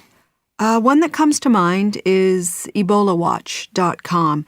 They reported on the Ebola outbreak from the perspective of people living in the most affected African countries. It was actually set up as a collaboration between medical experts and citizens reporting from the ground, and it quickly became the most reliable source of information about Ebola worldwide, challenging perceptions about the handling of the crisis in Africa and the commonly held notion that the Ebola crisis affected the whole continent rather than just a small corner of it. It was really this, plus the fact it was very well written, that made it so successful and influential. How do you both see citizen journalism evolving in the next few years? I predict a blurring of the divide between professionals and amateurs. People like me will certainly use more social media tools to get the public's opinion about a story or help with research. If the general public is involved in reporting news, that's good, although maybe there should be some kind of remuneration for everyone. I wonder whether this will lead to an increased trust in the media among the general population. I think it's likely that citizen journalists will help professionals in terms of getting information from inside a community. Journalists often find getting witnesses hard. Hopefully, however, this blurring of the lines between professionals and amateurs won't cause confusion. So the approach must be formalized if it's to be reliable. And the danger is that it undermines the strength of the citizen journalists' impartiality and independence. I'd hate to see that happen. Thank you both. And thank you for listening. If you like Media Today, you might also like our sister podcast, Reshoots, which discusses all things movies. 3.19. 1. It's not easy to find a well-balanced account of the current political situation. 2. Mainstream media didn't report on the story. 3. Some passers-by took amateur footage of the crime on their smartphones. 4. Politicians usually have an ideological viewpoint based on a series of beliefs. 5. A fresh angle on a topic is what a lot of people are looking for. 6. If people can participate more in journalism, they will have increased trust in it. 7. The story was a citizen report. 8. It is a common misconception that only the mainstream media can report the news. 9. The potential impact this article could have on internet privacy is huge. 3.20. There's no doubt that we all access an enormous amount of information online these days. But are we better informed as a result? Today on Town Square, we talked to several people to get their views of the subject. First, we spoke to Frank, a parent, who says his 2 teens are glued to social media and the internet. So, what's your take on this, Frank? Well, like most people these days, when my kids want information, they quickly go to the internet to find it. They want the answer right away and they're impatient to get it. Well, fair enough, but the one thing that really bothers me about this is that they don't always check the source of the material. They tend to believe that if it's online, it must be true. It's clear that we need to teach people how to filter this information, to find out what's reliable. The key thing is that the entries on sites like Wikipedia are written collaboratively and they aren't always dependable.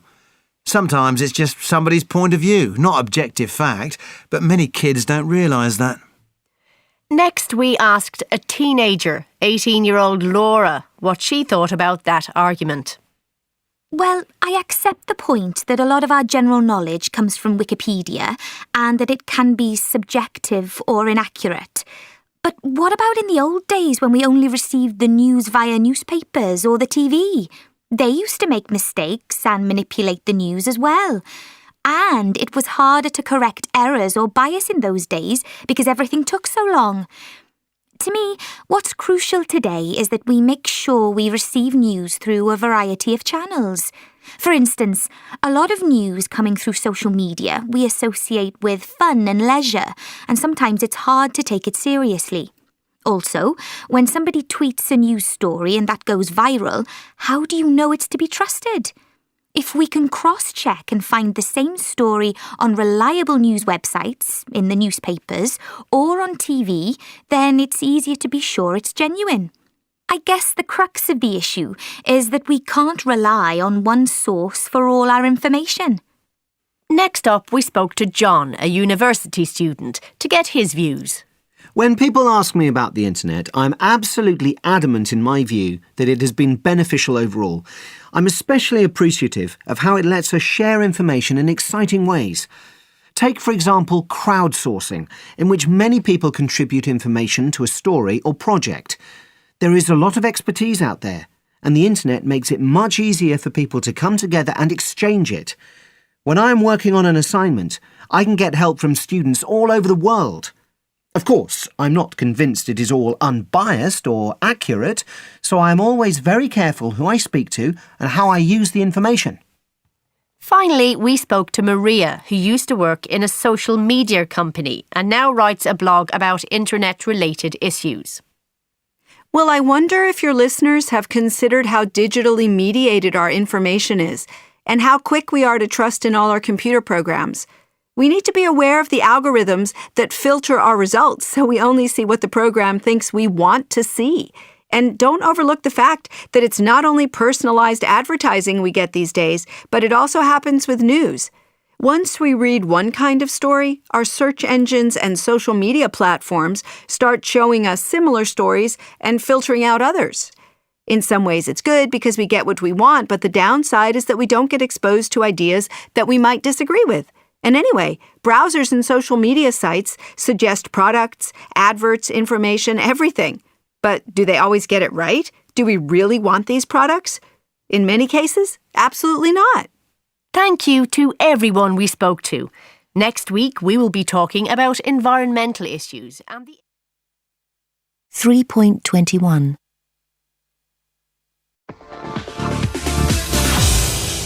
Hello to all of you out there and welcome to Tech Talk. Today we'll be talking about teenagers and technology with our guests Jenny and Charles. Thank you both for being available to talk to us today. Jenny, let's start with you. Can you give us some background about yourself? Well, I'm a mother of 2 teenagers myself, so it's an issue which concerns me. We hear a lot about teenagers bent over their computers every day and doing nothing else, and this worries many parents who hark back to their own childhood of playing sports or running round the streets with their friends. In other words, they think of face-to-face rather than screen-to-screen communication. It is a common concern, I think, that teens might be losing the desire to contact each other in the real world, so to speak, and are increasingly shutting themselves off from social interaction in which the physical presence of another person is relevant. But then again, I grew up with easy access to computers and social media, and I don't regard myself as especially prone to locking myself away in my room and communicating only through instant messaging or some other form of social media. I wonder if this isn't an exaggerated view encouraged by the media? I see. Jenny, do you see this as an example of media hype? Not precisely. I see it more as issues raised which need serious investigation before we can come to any conclusions. Interestingly enough, I've just been reading a book by Dana Boyd, a digital anthropologist. She has spent the past decade analysing how teenagers use social media by watching the subtle cultural signals, rituals and group dynamics. And after conducting extensive research in 18 states across the US, she argues that some of the received wisdom about social media is wrong. Teenagers are not being harmed by social media, as adults often fear. Instead, they are developing adaptive skills for this new digital age. Interesting. Charles, how do you feel about this? Well, what she's saying is that though their behaviour is baffling to adults, teens are fine. I think my own experience supports that, though I realise it might be a hard message for many parents to swallow. The key point is that social behaviour is adaptive, and people in power, that is parents in this case, rarely understand the coping strategies being used by others. Jenny, do you think this demonstrates a fundamental change in the way teenagers in our society are behaving? Well, we're still human beings, and our basic social impulses haven't changed. Boyd argues that teenagers have two basic impulses. They want to explore the world and they want to socialise with their friends. In previous generations, children could do this by wandering around their neighbourhoods or congregating in places such as shopping centres and parks. But these days, they often cannot, partly due to their parents' fears about danger and partly due to less free time generally. So instead, children rush to cyberspace. Adults have always been wary of teenager behaviour and have often regarded play as a waste of time. In much the same way, they are worried about their gathering in cyberspace. But actually, this is just symptomatic of a desire to socialise. So, how do you see social media use evolving over the next few years? I don't see any major change. Teenagers are leading the way here, and in my view, we'll soon see adults using social media in a similar way to teens. The only difference would be that most adults have jobs, and this necessarily limits the time they can spend on social media and the use they put social media to. I'd go along with that, Charles. What we have now is just the tip of the iceberg. I'd like to see more of a balance, though. We should have the courage to give kids more freedom physically to roam in the real world, alongside their travels in cyberspace. Thanks to both of you. Send us your comments on today's discussion at hashtag 3.22. 1. Essential. Critical. 2. The most important. Paramount. 3. Extreme. Radical. 4. Increase something. Boost something. 5. Never ending or getting better. Remorseless. 6. Dealing with something. Tackling something. 7. Make up something. Constitute something. 8. Very harmful. Catastrophic. 9. Considerable. Substantial. 3.23. 1. The use of a resource. Consumption. 2. The variety of kinds of life in an ecosystem. Biodiversity. 3. Gases sent into the air. Emissions. 4. The use of machinery to make farming more productive.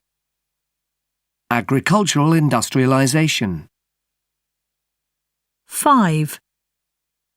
The permanent destruction of forests. Deforestation. 6. The industry of farming. Agribusiness. 7. The part of the farming industry devoted to raising animals. Livestock sector. 8. Being able to be maintained. Sustainable. 3.24. 1. Take the bull by the horns. Face up to a challenge. 2. Let sleeping dogs lie. Leave something alone if it might cause trouble.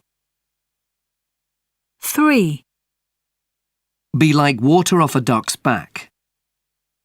Used to say that somebody is unconcerned by criticism. 4. A wild goose chase. A search for something that is unattainable or non-existent.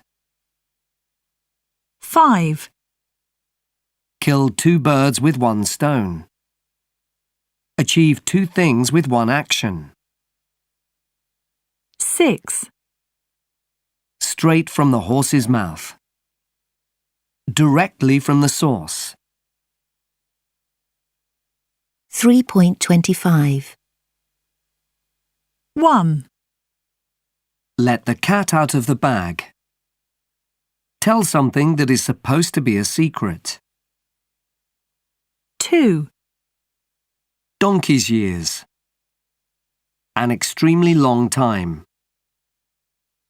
3. A wolf in sheep's clothing. Somebody who seems kind but is hostile. 4. Hold your horses. Be patient. Wait before doing something. 5. Pigs might fly. It's highly unlikely that something will happen. 3.26. UN thanks its lucky stars. In 1945, 51 countries formed the United Nations with the aim of maintaining international peace and security and promoting social progress. Today, nearly every nation in the world belongs to the Intergovernmental Organization. Most of us have heard about UN peacekeeping missions and humanitarian assistance, but the many other ways the UN affects all our lives are not always so well known. The organisation is central to global efforts to solve the many problems that challenge humanity. Day in, day out, the UN and its affiliated agencies work to promote respect for human rights, protect the environment, fight disease and reduce poverty. But getting the world to notice its activities requires more than unwavering commitment. Today, an army of royalty, actors, artists, authors, models, musicians, photographers and sports stars are lending a hand to shine a spotlight on the UN operations. Danny Kaye, an actor and comedian popular in the 1950s, showed how to raise the organisation's status by accepting the honorary title of Goodwill Ambassador awarded to him by the Children's Emergency Fund, UNICEF, in 1954. What qualifies a singer, an actor or an athlete to represent a UN agency? And what good can celebrities really do? Fame has some clear benefits in certain roles. Celebrities attract attention, so they are in a position to focus the world's eyes on the agency's work, both in their own countries and abroad. They can use their influence and fame to help spread awareness and raise funds for its campaigns. Opponents of projects backed by celebrities claim that they are merely acting to their own advantage, hiding the emptiness of stardom behind the altruistic personas they present to the public. That is why the UN's priority has been to find superstars who have a track record of involvement in charitable causes and can represent the organisation in a way that wouldn't cheapen the brand. One private consultant who finds high-level supporters for the UN and other charities admits that the public and the media have the right to be cynical about celebrities getting involved in good causes. After all, the relationship may seem calculated and publicity-hungry. The task is to maintain the equilibrium between a given star's genuine interest in the problem and their potential personal gain. The UN's current roster of celebrities have a wide range of talents and achievements, but they do indeed all share a willingness to devote time and energy to the cause they represent. And in each case, a celebrity's association with the organisation comes about because they have already demonstrated their dedication. Without them, it would be a much harder job to gain public attention. Few global celebrities have done more to help raise the profile of a UN agency than Angelina Jolie. Her interest in humanitarian affairs began back in 2000 when she went to Cambodia to film the adventure movie Tomb Raider. Named a Goodwill Ambassador in 2001, Jolie has travelled to some of the remotest regions of the world to highlight the plight of refugees and inspire others to help. She still creates their greatest source of web hits. A more recent high-profile recruit is Brazil-born supermodel Gisele Bündchen. A committed environmentalist, Gisele donates a percentage of profits from her line of fashion sandals to protect Amazon rainforest water sources and supports a variety of environmental causes. With her help, the UN Environment Programme hopes to make environmental action a lifestyle choice.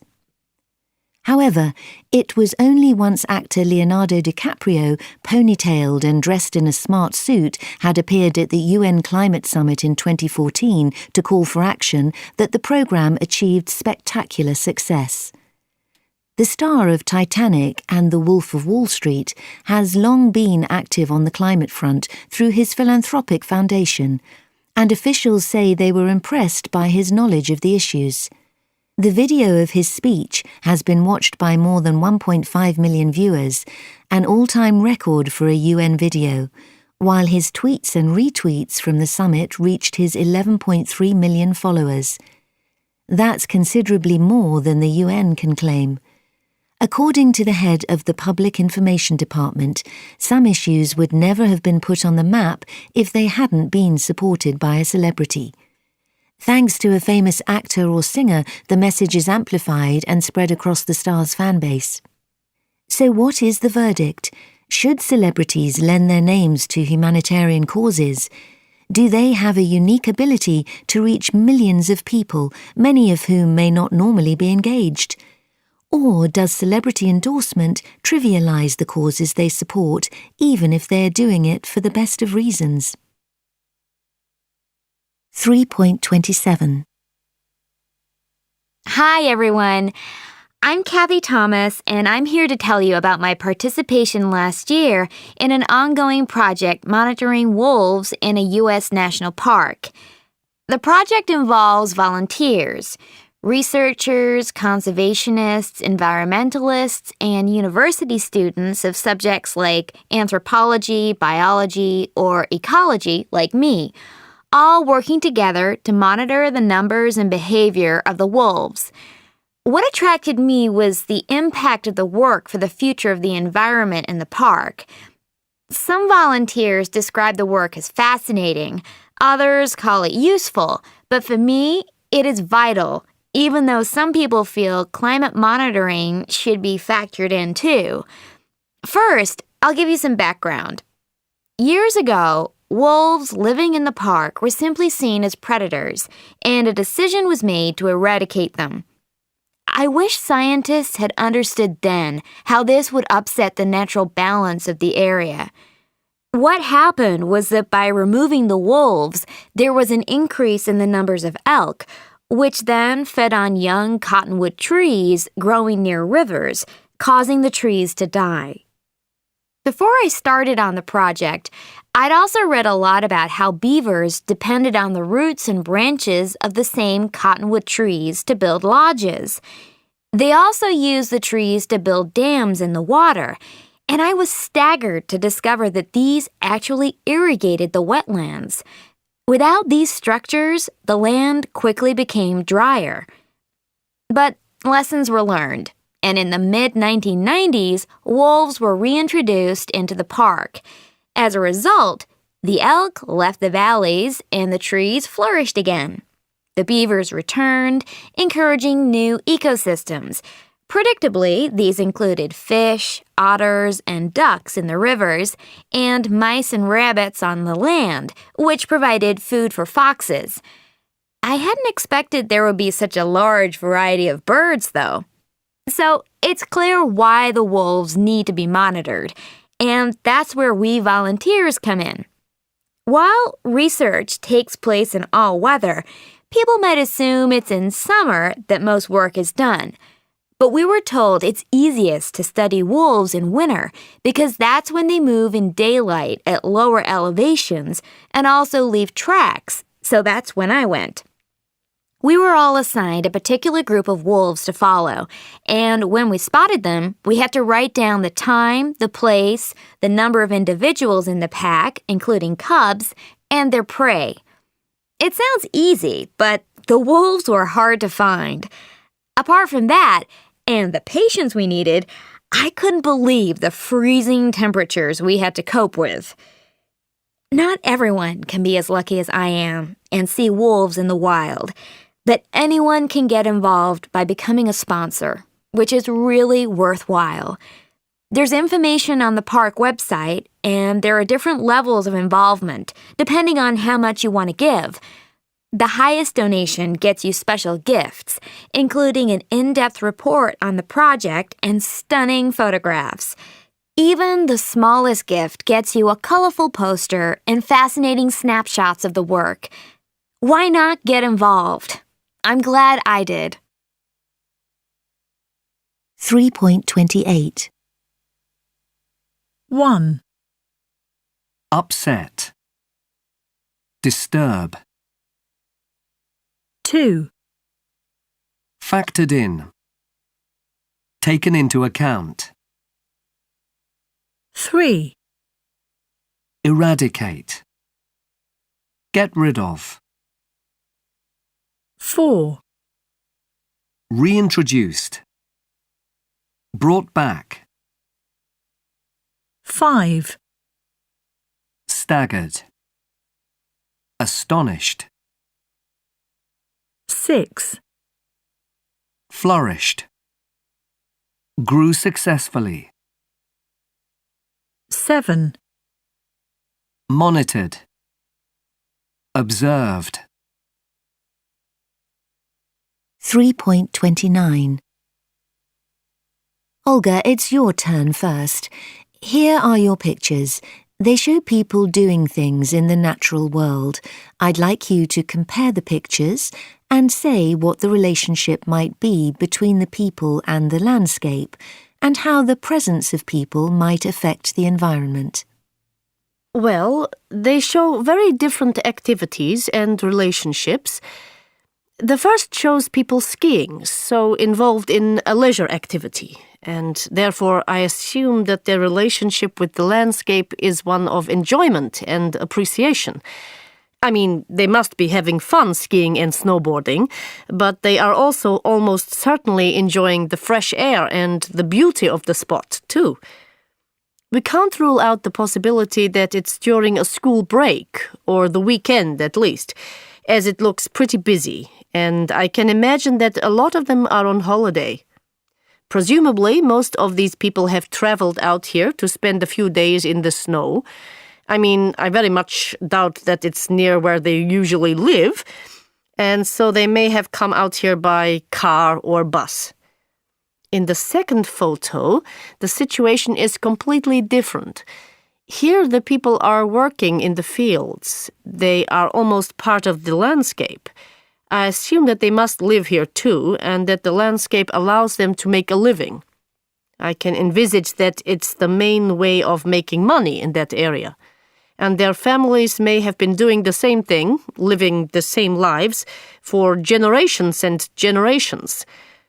I don't really think they've had much impact on the environment, though I suppose that they would have to have built the terraces in the hillsides, which has had an effect on their surroundings.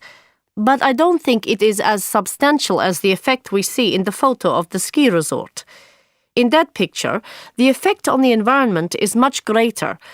All the machinery needed to run the ski lifts and all those people almost certainly got there by car, with all the pollution that comes with that. Thank you, Olga. Pierre, in which situation do you think the people are most in harmony with their surroundings? Well, I agree with Olga. I think the ski resort definitely pollutes more. So I think people are more in harmony with the landscape in the photo with the terraces. I think they're actually rice fields, right? Here it looks like the people are making good use of their surroundings. They don't seem to be causing too much damage, though admittedly we can't rule out the possibility that they're using pesticides or fertilizers. This could cause problems. But I guess they are using them to make a living, and they've left a lot of the surrounding forests intact. Yes, definitely this one. 3.30. Good afternoon. Firstly, I'd like to thank you all for coming. The aim of today's talk is to update you on the current situation regarding renewable energy use and to convince you that there's a real possibility of becoming 100% dependent on renewable sources of energy within our lifetimes. It is possible. For example, did you know that Costa Rica introduced petrol-electric hybrid cars in 2004, the fully electric car in 2009, and has already achieved between 95 and 99% carbon neutrality with a target to be completely carbon-free by 2021? How have they done this? Well, let's look at the types of energy they've been converting to and some facts and figures to show how much progress we are making worldwide in terms of creating a cleaner, greener planet. Let's begin by looking at hydroelectric power.